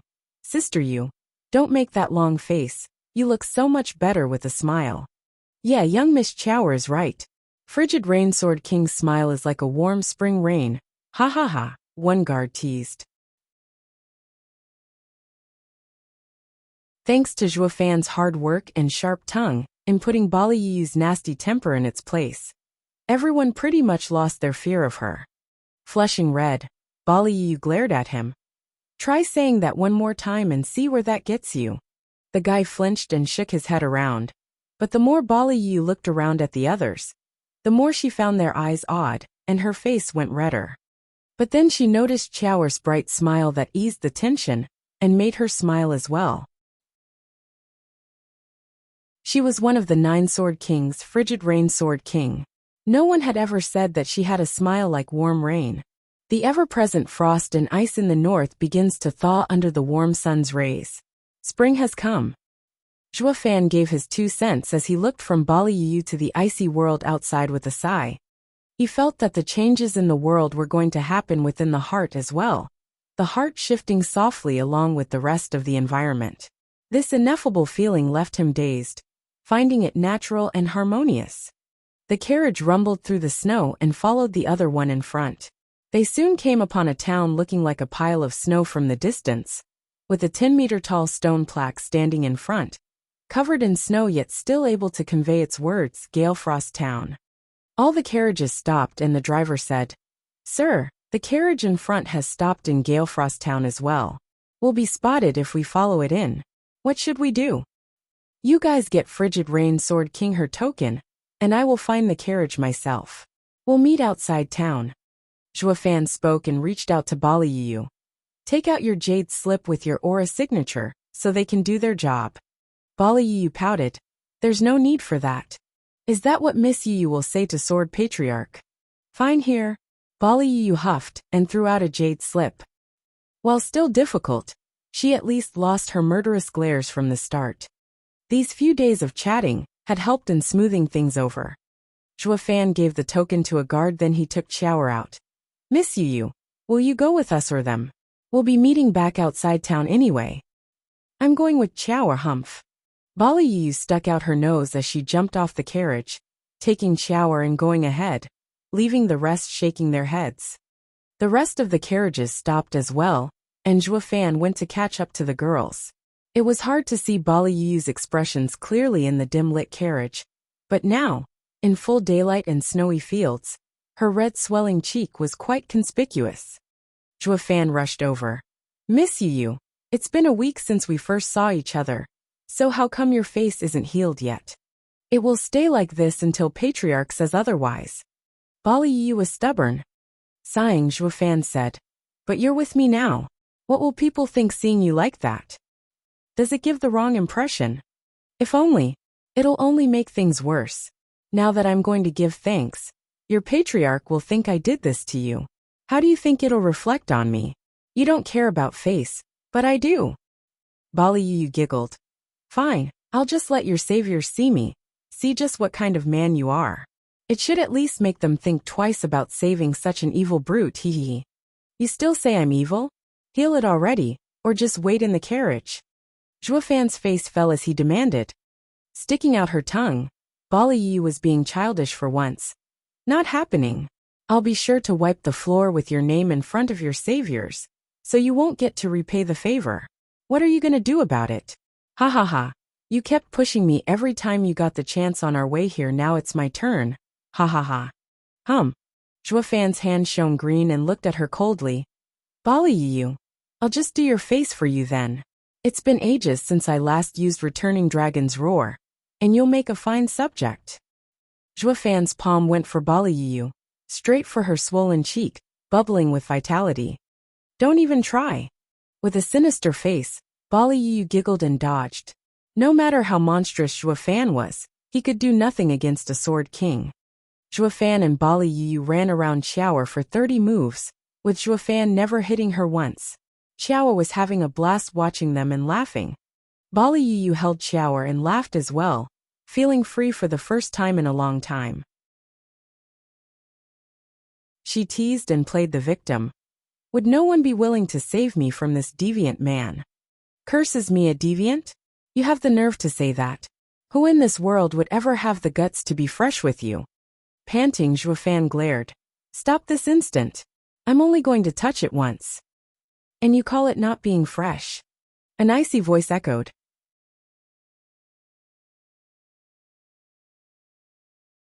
Chapter 997, Misunderstanding.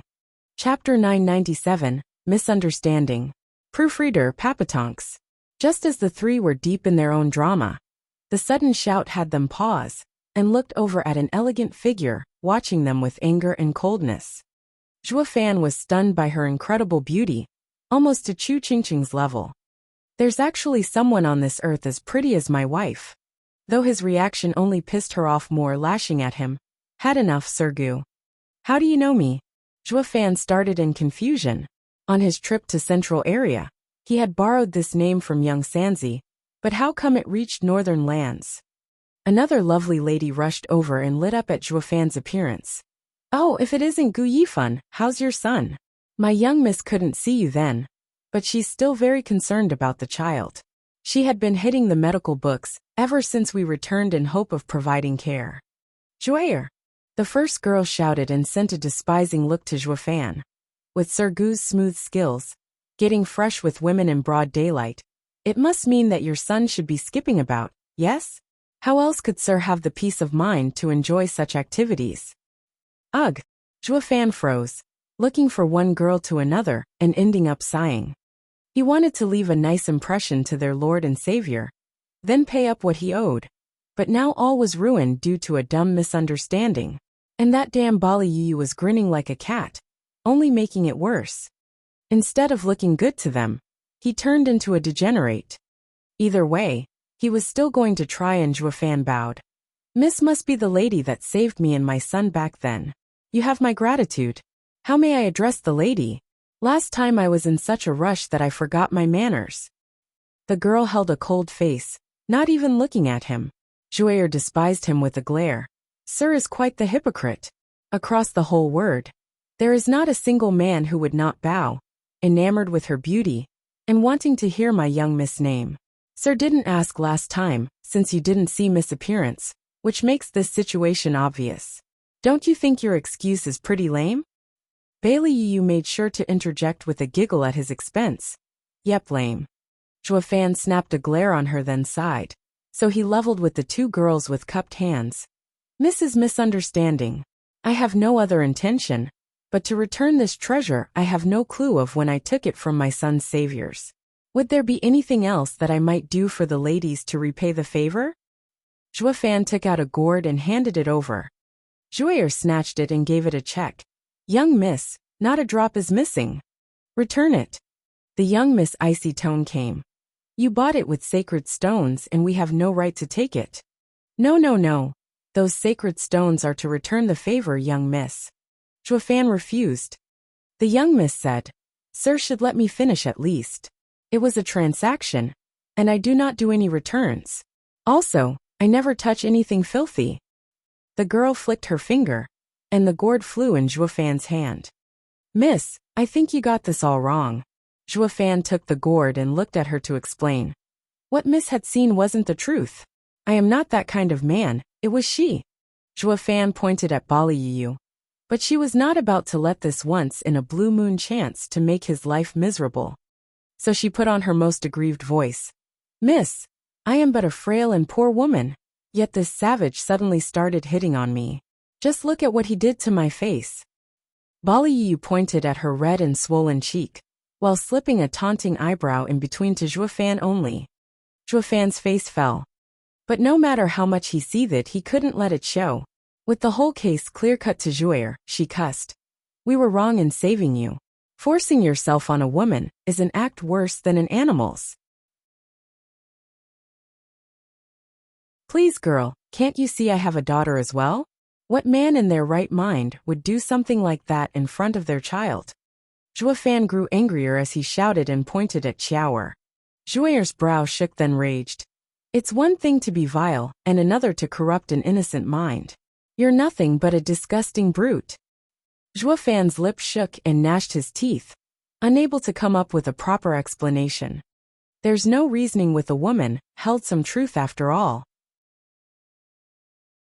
Regardless of the ironclad proof you held, they would still not believe you, giving you no chance of defending yourself. Zhuo Fan shook his head, pointing at Xiao'er. Can't you just ask my daughter as to what happened? Gods, you even want to involve a sweet child into your filthy act? You call yourself a man? What could such a young child even understand? And you're now trying to get her to lie for you just to look good? Zhuo'er's imagination ran wild, in the wrong direction, twisting every word Zhuo Fan spoke. He gave a slight nod and sighed. Fine then, miss, you're officially my strongest adversary. You win. Think what you want, I give up. Since you admit, then I can't ignore this. The First Lady shouted. Zhuo Fan shook his head. These broads want to force a confession out of me. So now you want to kill me since I admit it? Yes, the life I gave and the evil I sent out will all be taken back personally. The girl's eyes flashed with murder as she struck at Zhuo Fan. Who? A biting wind whistled as the palm came, freezing the area around Zhuo Fan. Yet the sudden ice contained within it strange flames, turning it into a blistering furnace. Bali Yu cried out. Southern Land's high profound ranked martial art of the Morong clan, Glacial Blaze Palm. Your immortal healer Morong Shui? Morong Shui ignored her and her hand flicked. Whoosh. A cold wind had Zhuo Fan trapped in ice, with the flames within it roaming over his body. Whoosh. Morong Shui ignored Zhuo Fan's fate, and turned to Bailey Yu with suspicion. You're no common lady to figure out my clan's greatest skill. You're not the victim here, are you? Ha ha ha. You know it's a lie, yet you still killed him? If you'd have looked deeper, you might have picked up on the clues, and not have killed the wrong person. With a sinister grin, Bailey Yu sighed and patted Xiao'er's head. Everyone says the Morong clan is righteous beyond fault, saving lives left and right. But then you start killing innocents, leaving this poor child an orphan to wander the cruel world all alone. But you can just come with me now, hi. Morong Shui gave her a cold smile. My clan always strikes with purpose. It doesn't matter even if you're at fault today. But he had unleashed a disaster in the central area, killing countless innocents. I have now rid the world of this evil, upholding the Morong clan's honor. Central area? Bailey Yu squinted and then exclaimed. You mean Serene Shore's trading's matter was his doing? He really did a number on all those imperial officials. I had totally underestimated him. Looking from her to Xiao'er, Morong Shui spoke coldly. I am a responsible person and will deal with the consequences myself. I think you're not very nice either. So the innocent child needs someone to guide her. Since I killed her father, I will take her with me and raise her. I'd hate to trouble you. You think it's that easy? We've gotten very close these days and won't accept strangers. Bali Yi gave a sneer. Morong Shui's aura flared. I take it that Miss wants to settle this with violence. Stop dawdling and attack if you want. You're not your brother anyhow. You're nothing to me. Baliyu's smile turned sinister. While the two were having a fit over who got custody of Zhuofan's daughter, Xiaoer looked surprisingly calm about this. Sometimes looking over at Zhuofan in icy hell, and noticing a trace of the black thunder flame swirling around.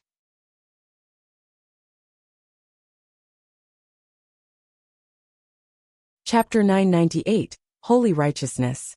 Chapter 998, Holy Righteousness. Proofreader, Papatonks. Boom! With a sharp crack and a deafening explosion, all the ice encasing Zhuofan turned to pieces before being eroded by the black thunder flame into nothing, including the blue flame within the ice. Zhuofan walked on with his left eye shining black, with not a hair out of place from that ordeal. Turning to the two girls, Zhuofan's face was stoic as he cupped his hands. Ladies shouldn't fight, for I shall be the one to raise my own daughter. I can do without anyone else's help. You actually survived my palm? How? Morong Shui gasped in shock. Baileyu stared at Zhuofan, filled with curiosity. You sure are something else, not just of insidious mind, but of great strength as well. What you just experienced was the ultimate skill of the Morong clan, needing two great world treasures to train. The North Sea's perennial ice crystal, and Southern Land's geocentric flame, the coldest of the flames. Combining them results in a mix of fire and water and fire, engendering one another in any situation. Under such an attack, the chill seeps into your flesh and freezes your meridians, while the fire burns you alive. Anyone else would have been sent to oblivion, yet you lived through that. Now you have my respect. Since when was I just anyone? Zhuofan glared, then turned to Morong Shui with a frown and cupped hands. Miss Morong, I never knew you were the young miss of the Morong clan in the Southern Lands. I believe that with your brother by your side, there's nothing you'd need help with. Nonetheless, I owe you a favor that I shall repay one day. Now, however, I shall say farewell. Zhuofan gave another bow and glanced at Xiaoer and Baileyu. We're leaving. He was the first to start walking after his short speech, like he wanted to avoid Morong Shui, not wanting to stay a second more if he could help it. I don't think so. Morong Shui shouted, unleashing another palm on his back. In her hand was a scorching coldness so acute, it quickly reached Zhuofan's back. Zhuofan turned around, and his Qilin arm glowed scarlet, meeting the palm. He forced Morong Shui 5 steps back from the clash, while he staggered for 4 steps. Baileyu raised an eyebrow, the only indication of her shock. First time, Zhuofan used some super skill to get out of his confinement, while this attack was met with brute force and repelled. Her amazement only grew, finding the two of them on equal grounds. In her eyes, no third-layer Radiant Stage cultivator should be able to handle Morong Shui's 5th-layer Soul Harmony stage power. What's this punk using to hide his cultivation? Baileyu squinted, content with watching from the sidelines and analyzing Zhuofan. Xiao would never move a muscle without Zhuofan's say-so, striking the image of a most sweet child, especially around strangers. Of course, that excluded critical moments, but it was obvious Zhuofan was in no dire need of rescuing. Young Miss. Xiaoer grew tense as she witnessed her young miss moves having no effect. She rushed to her side in worry. Morong Shui waved her off, her icy glare set on Zhuofan, stopping now and then on his Qilin arm. The ice was spreading. Catching her gesture, Zhuofan raised his right hand with a faint smile. Is Miss still planning to hurt me with that palm? Ha ha ha, I'm afraid Miss is wrong here. This arm of mine fears neither cold nor heat. Miss frozen flames have no effect on me. Zhuofan's right hand jerked and ice broke off, leaving an unmarred skin behind, without not so much as a scratch. Morong Shui's eyes shook, her face grave. Young Miss Palm isn't the glacial blaze palm, nor was it any martial art. But young Miss had trained with the North Sea ice crystal, and had long since grasped fire and ice's natures, imbuing her every attack with them. Even a stronger adversary would feel his meridians burning and freezing, so how come? Xiaoer was overwhelmed as well as she muttered to herself. Baileyu grinned in mockery. It seems to me that our young Miss Morong has found her match. It would have been so much better if he was stronger, making this debacle bearable, but since they're of equal strength, her amazing skill also got countered as well. Gosh, it must have been absolute torture to train in fire and ice so they become one with you. But much good did that do? It's utterly useless, ha ha ha. What did young Miss ever do to you? Why do you ridicule her? Zhuir couldn't stand her young Miss being mocked. Morong Shui couldn't care less, only looking into Zhuo Fan's eyes with a sharp glint. Zhuo Fan sighed. Feeling how his savior was turning out to see him as a bitter enemy, he cupped his hands.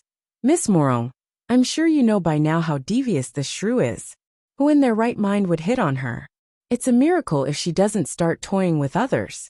Why must you then insist on treating me like a criminal? Hey, who are you calling a shrew? Bailey Yu snapped at Zhuo Fan with an angry glare. Zhuo Fan only looked at Morong Shui, waiting for her reaction. Judging by those sharp eyes, she was not going to forget this anytime soon. Still obsessed with getting rid of Zhuo Fan today. Hitting on women is a sin but not a capital one. I am not attacking you because of this. I ain't so petty. Then why? Thousands upon thousands of poor souls faded in the central area. All because of you. I won't let this injustice stand. Morong Shui's eyes glinted with killing intent. Zhuo Fan was puzzled. Central area? But isn't Miss from southern lands at odds with the central area? If you'd still go for revenge, you shouldn't do it in the central area's stead. Miss' reasoning would have been relatable if I had done such an atrocity in the other 3 lands, since we're allies and all. But against the central area, ha ha ha, it's both our enemy. The enemy should meet his end. And while the targets were officials in the central area, why did you have to make a patsy out of Serene Shores Trading? You had them take the fall while you ran away. Thousands of lost souls cry for justice. Such evil can't be left to stand. Oh, I get it. You think they? Zhuo Fan smiled. Miss must be so bored to hunt me down over some nobodies. But did you ask yourself if I was the one who harmed them? It was their own greed that became their undoing. Let me put it another way. They had been relying on the central area's nobles to start out and should have seen it coming. I only just happened to be passing by when it happened. Morong Shui huffed and nodded. You think I didn't know that? And I'm not doing this for them either. Then why? For the world. I can't let such evil roam the world for a second longer. Taking a deep breath, Morong Shui's gaze was resolute. Serene Shores Trading had only money in their sights, and would one day bleed over it. Cast out by the 5 lands. No matter how grand it looked from the outside. I was clear on that, but between thriving and decline, there is a process. Ants carry on their lives and so do people regardless. Serene Shores Trading's fate was sad, yes, but it shouldn't have come so soon, nor involve so many countless other lives. This is all on you. Demons plague the world and it's our duty, followers of righteousness, to purge you and uphold these values, regardless of everything. Yesterday you had the greatest company in the central area meet with destruction, causing unrest in the central area. Today you show up in northern lands, in cahoots with people no less devious than you. Any who join the devil will be swallowed by the devil in the end. No one can escape, there are no bystanders. Letting you go today might even make me your next victim, or my family. No, you must be removed here and now. Zhuo Fan let out a long and tired sigh, nodding. I see, these are misbeliefs, even looking quite ahead. Yes, with me still breathing, countless lives will fall. Some might see the harm I do to be in their favor. But nothing is to say the same harm won't ever befall on them just as well. It is rare to see someone like Miss having such a strong heart, and see the truth. What's rarer is people of misforesight. So long as people have the devil in their hearts, I still have grounds to live. Such a shame the 2 of us walk different paths. Farewell. Zhuo Fan bowed with a solemn look of recognition, putting an end to the gratitude he had for her. He stopped trying to return the favor for he had met holy righteousness against his demonic ways. Or better yet, she was a warrior who carried such beliefs in her heart, not straying and completely set against demons. Chapter 999. Ardent Sun Sword God. Chapter 999, Ardent Sun Sword God. Proofreader, Papatonks. Morong Shui watched Zhuo Fan give a heavy bow with full respect and was touched. She could feel his sincerity inside. You are the most upstanding demon among all that I've met. Like I said before in the carriage, as long as you can turn a new leaf and do good. Impossible. Zhuo Fan shot her down on the spot. Miss has her own righteous belief, and I have my demonic path. We each go our own way, with nothing in common. Miss, you're better off not trying to impose your creed on myself. Morong Shui shook and grew angry, snapping at him. Why do you insist on becoming a demon everyone hates? How much evil will you do? Does Miss think that the demonic path is evil? Zhuo Fan shook his head. Miss, you don't understand us. And since you have no idea of the path I tread, refrain from giving your shallow comments. We all have our beliefs, but it's best not to let them govern us. True righteousness only exists as a goal, while miscultivation has taken you quite close but nowhere near it. As the saying goes, evil never dies so long as a human heart holds it. Morong Shui looked long at him and balled her fists. I know nothing of Sir's demonic path, but want to know why you're willing to be so far gone within it, to cause such harm. Since Sir insists on his demonic ways, I have no choice but to purge you. Morong Shui made a sign and extended her hands.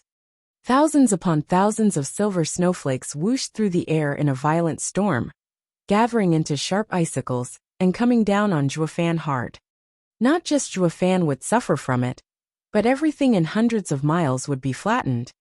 The townsfolk scrambled out of the town, turning it empty, except for the few people fighting.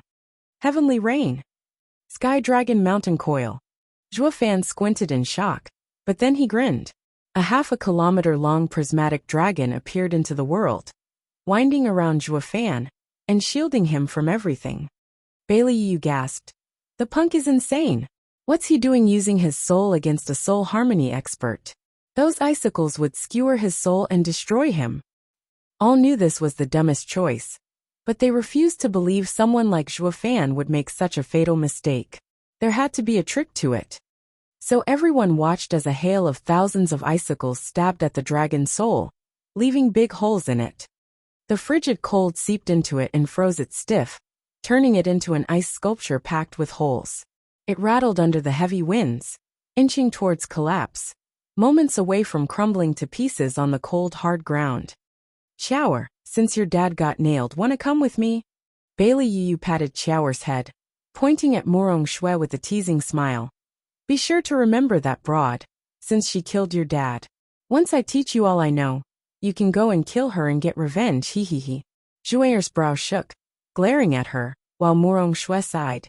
You won't be taking that child anywhere, miss. I said that she'll be under my care. Humph, you're just trying to stamp her out. My clan would never stoop so low. I'll be sure to raise her well, and school her to be sensible. It will be entirely her choice to seek revenge or not. Bailey Yu gave her a cold look. Anyway, she's not going with her dad's murderer. Do you take me for a 3-year-old, that you're going to take care of her? What of it?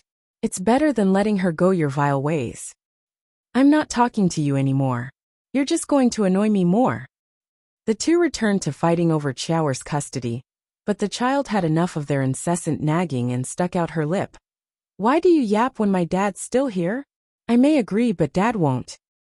The two looked incredulously at Chower, then at the frozen and ventilated dragon soul. You kidding me? Who can survive their soul ending up like that? As if to deny the reality in front of them, a laughter echoed. My daughter knows me best. Miss Morong, I said you don't know the demonic path. Your attack can't even scratch me. Demonic Dragon King Dragon Soul Variant. The ice dragon sculpture bled black mist as it started swirling all around it, before being sucked back in. The black mist faded and so did the huge dragon, leaving only Zhuo Fan behind and his ineffable smile, untouched of course. That was young Miss' strongest attack. How is it possible when it struck his soul even? Zhuair cried out in shock. Bali Yu reacted with no little amazement at the stunt he pulled. He had upped her entire understanding of the world, surviving despite having his soul injured beyond repair. What kind of cheat was that? Zhuofan clapped and gestured for Chower to come over. She skipped to him with a smile, leaving Morong Shui filled with doubts. Zhuofan took the child's hand and offered Morong Shui one last smile.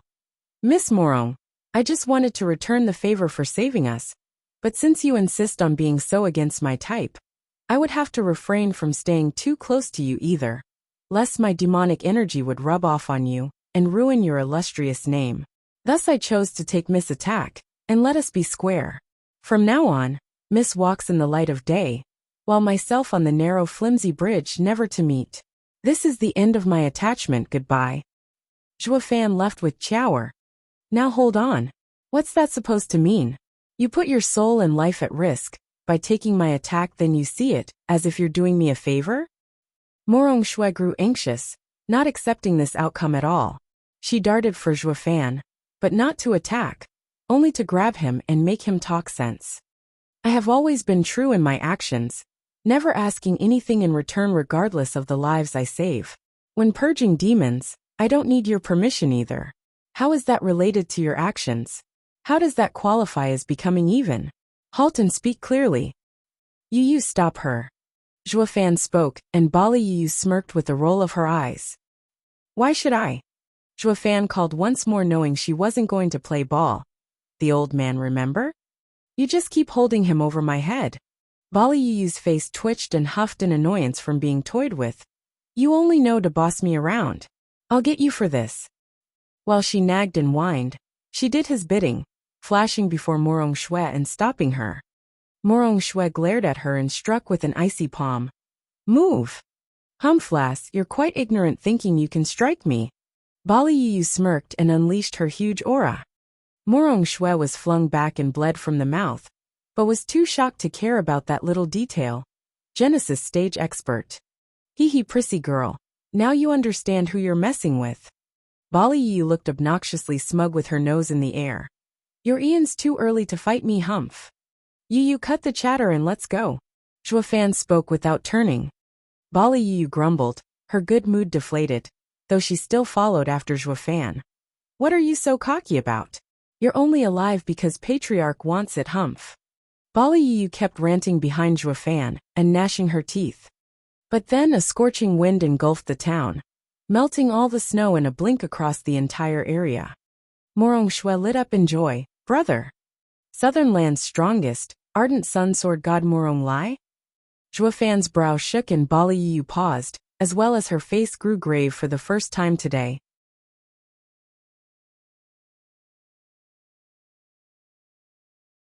Chapter 1000 Clash.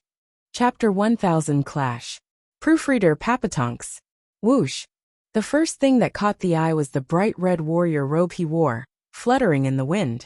As one looked higher, they began to notice that this middle-aged man was built for battle, his eyes sharp, and having a stubble instead of a beard. His features only contorted into a savage look as he noticed Morong Shui's wounded state. Shuier, what happened? Clan head, they did this to young miss. Zhuoyer sprung up now that backup was here and bowed while pointing at Zhuofan's group with reproach. Clan head, you have to make them pay for what they did to young miss. Young miss even saved that punk and his son once, yet he only knows how to repay kindness with cruelty, pitting that witch into harming young miss. Clan head, you must do right by young miss. Zhuofan shook his head with a wry smile. He just knew Zhuoyer was nothing but trouble. She had front row seats to the truth of the matter, but was sly enough to do a selective summary on the facts she wanted. She even labeled him a repulsive ingrate, all to get the Morong clan head to fight him in anger. This broad sure knows how to incite hatred. Such a waste of a good demonic talent. Brother, Morong Shui started, wanting to explain everything, but he gestured for her to stop. Glancing at her impatient look, Morong Lai turned to Zhuofan. I am Morong Lai, from the Morong clan in southern lands. I was taking a short rest from my journey to the North Sea's shore after being invited, but just a few days ago, word reached me that something happened in the Sun Sea sect, so I came to investigate. May I ask who all of you are, and whether or not you have heard of Sun Sea sect's predicament? Bali Yu clenched her fists, her eyes sharp with bloodthirst. Morong Lai gave her a smirk, then his finger began to shake. Southern Land's strongest, ardent sun sword god Morong clan head, we finally meet. Zhuo Fan looked at Morong Lai over his shoulder. We're just passing by and aren't aware what might have happened to Sun Si sect. We're unable to help Morong clan head, and ask that you see for yourself. As for today in this town, it was all just a big misunderstanding with your sister, but it's cleared now. You are free to ask her the details, and I believe you will come to understand everything. As we're in a bit of a hurry, we'll be leaving. Goodbye.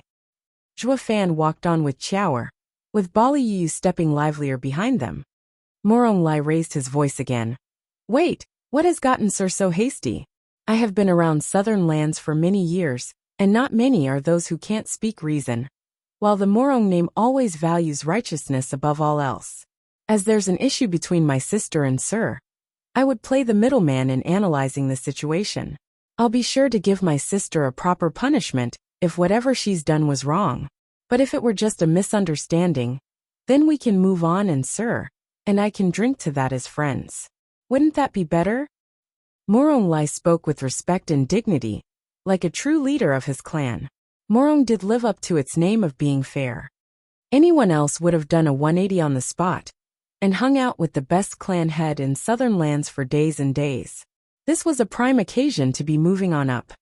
A shame Zhuo Fan found such practice in his detriment for this particular endeavor, in which subtlety was much prized, to say nothing of Bali Yu. Zhuo Fan shook his head in refusal. Morong clan head, I thank you for the offer, but I am needed elsewhere and can't be late.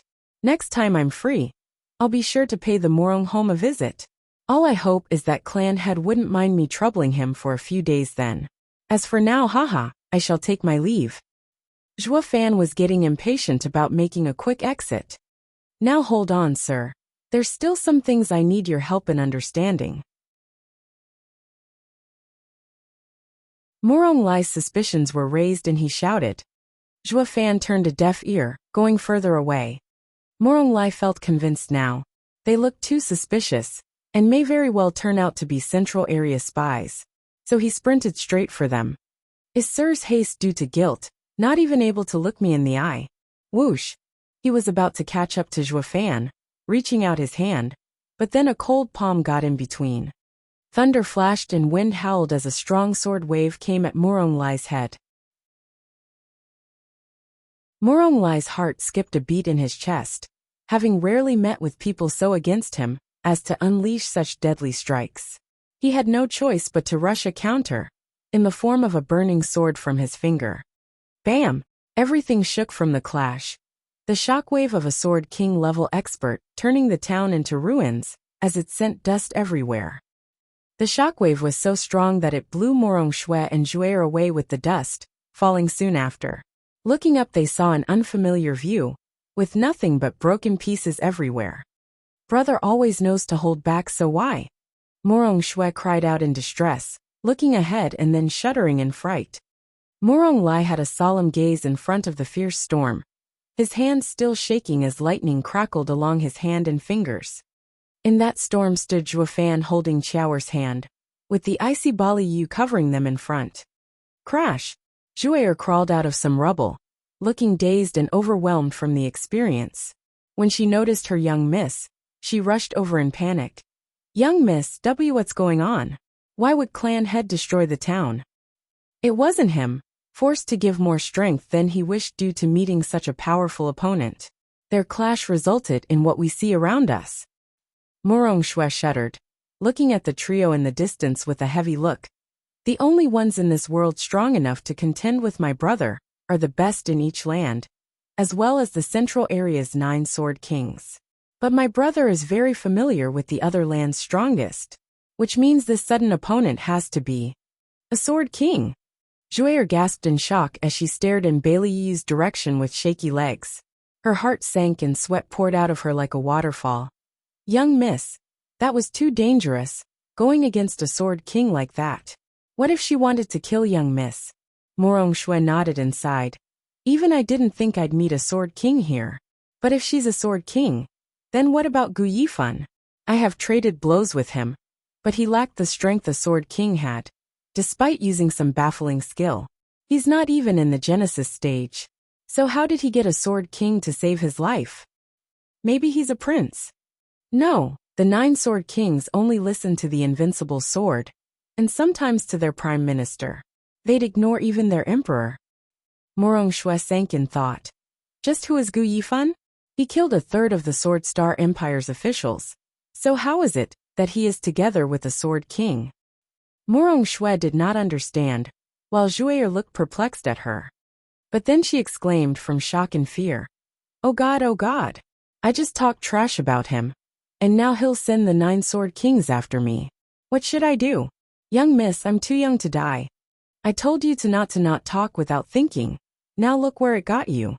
Morong Shui glared at her, then shook her head. But you can relax, knowing that the 9 Sword Kings would assassinate you and turn you into a celebrity overnight.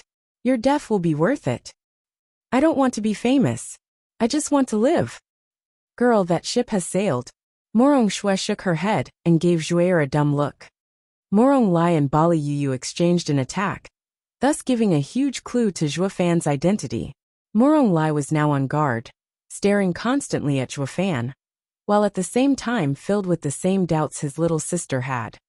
I heard that there's only one woman among the 9 Sword Kings, Bailey Yu, but I'm afraid I have yet to learn of your great name, having the frigid Rain Sword King for a guard.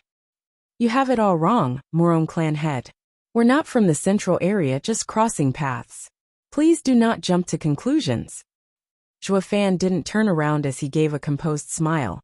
Or it wouldn't have been me talking to you right now, but that invincible sword geezer. Geezer? Morong Lai was taken aback there.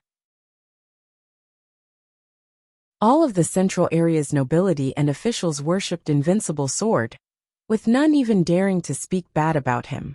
Not even criminals would show anything less than respect to the patriarch. Yet this guy has no care about all that. Is he not related to the central area?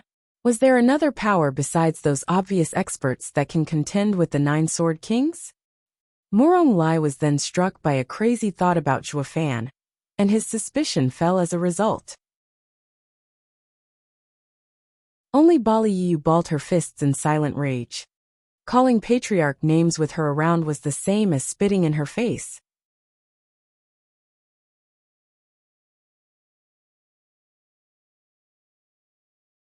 Chapter 1001, Sacred Weapon Fight.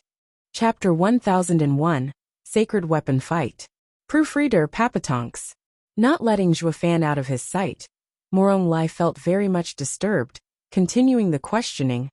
As Sir is not from central area, who might you be? Where do you come from? And what's the purpose of your visit in northern lands? I've already said it. We're just passing by. There's no need to look any further. I am not prone to disrespect anyone like today, but the northern lands are now in a precarious state, giving me no choice but to insist, sir. And if I still refuse? Zhuofan squinted with a thin smile. Morong Lai released his powerful aura, his eyes hard with determination. You'll have to excuse me for detaining you until it's made clear as to who Sir is. Ha ha ha. It seems to me that Ardent Sun Sword God is a bit on the conceited side. Zhuofan took Qiaoer's hand and kept on walking, his voice casually reaching Bailey Yu. I'm leaving with Qiaoer. Be sure to catch up later. Morong Lai squinted and acted while shouting. Is Sir just going to leave me hanging? Do I mean nothing to you? Whoosh. Bali Yu made sure to intercept his attempt, regarding him with a frosty countenance. Morong Lai knew this was coming, and the world around him began to boil as endless fires came into being. The harsh and cold northern lands, and its fierce snowstorms turned into a blistering volcano in an instant, the searing heat rising high enough to make lava. The ice and snow that had been growing for centuries around the area instantly turned to steam before vanishing altogether. From icy wasteland, the north had become a scorching hell. The world was at Morong Lai's whims. Peak Genesis stage held the power to make all beings in the world unable to escape his grasp. While anyone else would have soiled themselves at such a display, Bali Yu wasn't impressed by the best in southern lands. Her icy stare held sparks, just before she released her own awe-inspiring power. Thunder rumbled incessantly, while the world took a silvery glow. The blistering hell had now started to rumble heavily, turning into a silvery ocean, with lightning sword energy snaking across, promising extreme destruction at the slightest touch. With the world split in two like this, Morong Shui and Juer gasped. They were sure Bali Yu was strong, but to find out she could be on equal grounds with her big brother was a whole new concept to grasp. In an extreme battle of Sword King-level adversaries, no place could offer the slightest amount of cover, not when the world could shift at any second from their clashes.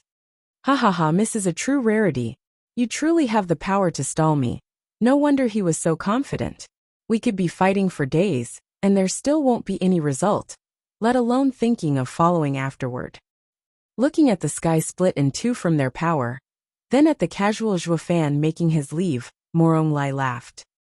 But then his smile turned sinister. You're missing something, however. Miss may be my equal in power, but won't last 10 moves if I'm serious. TCH, you sure know how to brag. Bali Yu sneered. They say the Morong clan head is wise, but now I see you're nothing but an arrogant man. From our earlier exchange, it's clear that none of us hold the advantage, with a victor coming out only when the situation is dire.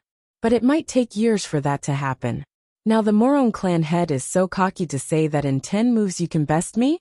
Ha ha ha. Are my skills so weak compared to your clan's special arts? Morong Lai shook his head, giving a vague smile. Miss, there's nothing ordinary about you, having reached a level of power no less than mine. Your clan must have a long legacy, with intricate skills. My clan has earned itself a bit of reputation on the outside, but it's not so conceited as to dismiss every other hero out there.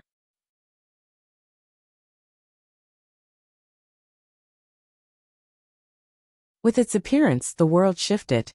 The inferno around Morong Lai surged higher and higher, unleashing its power like a torrential flood upon Bali Yu's silvery side of the world. It took moments to swallow it whole, even the lightning of sword energy. Whoosh! The world took on scarlet hues, the heat spiking higher and higher, making the very ground hiss under the strain. All the world around them was in Morong Lai's grasp, and with the world growing hotter signified his attacks would be that much stronger. Bali Yu's eyes shook and cried, the divine weapon of southern lands, decimating divine sword. Precisely. Morong Lai grinned with confidence. He gave it a light wave and held it before him with a sigh. Miss, forgive me for cutting short our fight, taking out the divine sword and claiming victory. But as I've said, I'd be most happy to entertain Miss on any other occasion. Please forgive me. Morong Shui and Zuair lit up with joy that the clan had won. No matter how strong the woman was, the clan head had a rare divine weapon to help him tip the situation in his favor. Unlike the common spiritual weapons everyone else wielded, a divine weapon would only unleash more power the stronger its user was. That meant that with Morong Lai just holding the decimating sword, his victory was certain. It validated his earlier challenge of defeating Bali Yu in 10 moves. Zhuofan wouldn't be going anywhere. Bali Yu stared hard at Morong Lai, biting her lip. To match the decimating sword, Patriarch's sundering sword was required. But Patriarch would never let go of his precious, to say nothing of him being nowhere near here. Her loss was set in stone the minute a divine sword was involved. This rotten outcome filled the Sword King with nothing but anger and chagrin. As a fellow practitioner, Morong Lai knew her feelings well inside. Miss, please disregard this encounter, and not take it as a loss. I am forced by circumstances. Morong Lai no longer looked at the resentful Bali Yu, and regarded Zhuofan in the distance. Sir, Miss has already lost. Do you still intend to leave? Why, of course. Zhuofan never missed a step. She can't beat you. But it's enough to give me plenty of time. Even a snail would get thousands of miles in that period. Morong Lai cocked an eyebrow then mocked. Stall me? She won't be doing that after 10 moves. Both of you know that. Bali Yu's face sank, her fists clenched tight. If I say she can stall, then that's what she'll do. Don't believe me? Zhuofan gave off an evil smirk. Morong clan head. Earlier you said your clan has a bit of reputation, but won't disparage other experts. The way I see it, you really are conceited considering everyone beneath you. Do you consider yourself unique for wielding a divine weapon? Morong Lai's eyebrow shot up and his heart quivered. You can't possibly mean. You guessed it. In this fight, the one who slipped up isn't me but you. Zhuo Fan's eyes shone, and a black edge rose from his palm. A scarlet sword with black lines soon came into view. Zhuo Fan threw it at Baliyu. Take it and be sure to enjoy the Morong clan head's fine arts.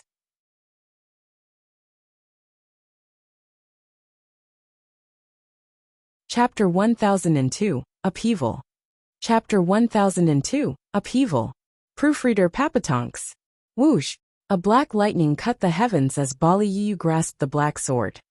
Blackness seeped into the scorching world around, giving it eerie hues and vibes. Along with it came creepy sounds, like that of demons, fearful and horrifying. Baliyu stared at the humming sword agape. She could feel its power, its spirit. No less the likes of Patriarch's sundering sword and Morong Lai's decimating sword. This was a divine weapon. But which land did it belong to? Why haven't I heard of it before? Was there a strange divine weapon with black lines among the 5 divine weapons? Morong Lai's brow shook in disbelief. The decimating sword in his hand started humming as well. Filled with rage from meeting its archenemy.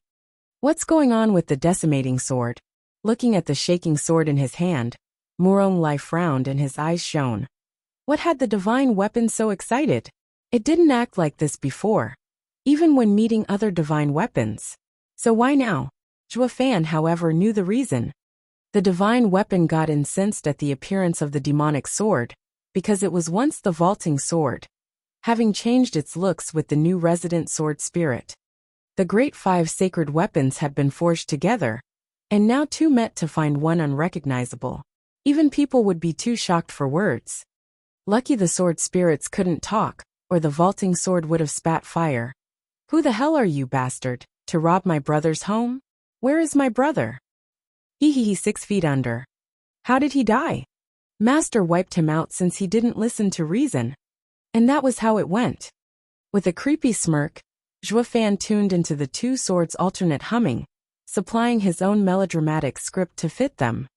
No matter how hostile the swords are, their wielders have no clue whatsoever. You have a divine sword now, so don't just stand there, attack. The sword humming had the 2 stunned for a moment, and Zhuo Fan's shout pierced their confusion. Baliyu shook and then grinned at the demonic sword, feeling her spirits lifted. She now had the means to give Morong Lai the fight he wanted. With both of us having divine swords, no one can tell the outcome.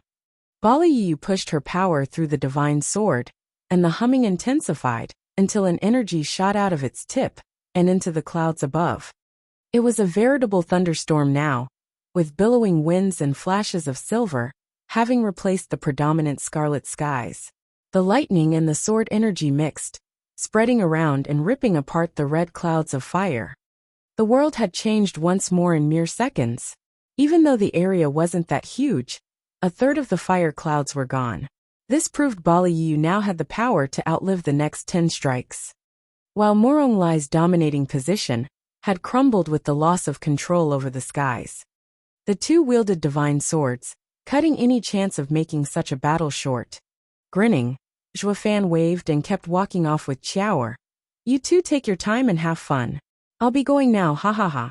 Morong Lai's face twitched, furious as he watched Zhuo Fan slip away. Then he turned to his opponent, and her evil smile with a sigh. This is going to take some time. Yeah, there's no way 10 moves are enough, not even 100, he. Baliyu beamed, rushing Morong Lai. Clan head. I've yet to use a divine sword in my life, so now that I have an opponent to match, be sure to go for a couple of rounds with me, ha ha ha. Curses, now I'm reduced to being a sparring partner. Morong Lai's face fell, and sighed despite the excited Baliyu coming at him in force. Morong Lai knew there was no stopping Zhuo Fan now, and didn't feel like fighting, though Baliyu found herself with a divine sword for the first time, and was too excited not to take it up for a spin or 2. One disappointed man and one excited woman clashed in a devastating battle. The world shook, the ground quaked, lightning roiled, and an inferno backed the skies. This Sword King level fight now got a boost in the form of divine swords, unleashing an upheaval upon the world around them, as if the end of days was upon this wretched world. Everything ceased to exist wherever the two ended up crossing swords, with plenty of other places ending up wrecked from just their auras. Such a battle had never been witnessed before, especially if one was sensible enough to care for their lives in front of such relentless destruction and onslaught. Morong Shui and Juer scrambled away the instant they knew things were about to go down, not even sparing a glance back at the incredible and equally deadly display of raw power. The explosions alone could deafen them permanently, though even the speedy escape proved to be slow, as many times they were about to be engulfed in the aftermath of a 1-2 strong clash, and remain here forever as corpses. Zhuo Fan vanished as the smoke and dust grew prevalent, giving Morong Shui no chance to find him. The battle had the added benefit of wiping his trail, with everyone stuck in finding out just who this mystery man was. Ahead of the billowing smoke stopped a carriage, and Zhuo Fan got in with Chao before it went on its way. The guards glanced at Zhuo Fan, then at the upheaval outside with shock and doubt. "Holy hell, sir, what happened? We just finished our business in Galefrost Town, and a hail of icicles struck, forcing us to flee. Then, just like Sir said, the whole town got wrecked, and we were worried about your safety. And now the world is going for destruction, with the skies filled with lightning and fire. Nothing to be concerned about, you just drive the carriage. Frigid Rainsword King is only fighting Morong Lai." Zhuo Fan dismissed his worry with a smile. The others gasped at the news. Ardent Sun Sword God Morong Lai. How on earth did you meet him? What happened? It's nothing, just got in his sights. Zhuo Fan made light of things once more, but then he coughed blood. The others were panicking, sir. Father Yu, Chao was worried. Zhuo Fan eased a breath and slipped a pill in his mouth from his ring. It's fine. I just settled a favor. We can go now. Chao knew the truth inside, hugging him in worry. The world around them still shook a lot, the shockwaves from two sword kings battling spreading destruction in every direction. Only a carriage pulled by 4 panicking third-level spiritual beasts was left. 10 days later, the wind and snow battered the road, with a sudden person flashing before a speeding carriage, easily slipping inside. Seeing who was back, everyone lit up. "Miss Yu, you're finally back. Sir had been worried about you all this time, ha ha ha." Worried? Looking at the pale Zhuo Fan, Bali Yu smirked. He's better off looking after himself. He's the one hurt here, judging by that ashen face, right? Zhuo Fan smiled. My soul got a slight wound and will be fine in a month. TCH idiot. Bali Yu shook her head, mocking him. You just had to use your soul against Morong Shui, now look where it got you. Of course your soul will be damaged from her attack. Zhuo Fan chuckled. I wanted to return the favor, and the only way to do that was by taking her fatal blow. You're tuning in to the Li Mei's Wuxia Whispers YouTube channel. We're so grateful for your support, and don't forget to subscribe to join us on this incredible journey through captivating stories. Your generosity through donations truly makes a world of difference, as it's the primary source of revenue that allows me to expand and enhance this channel for you. Thank you from the bottom of my heart for being a part of this adventure.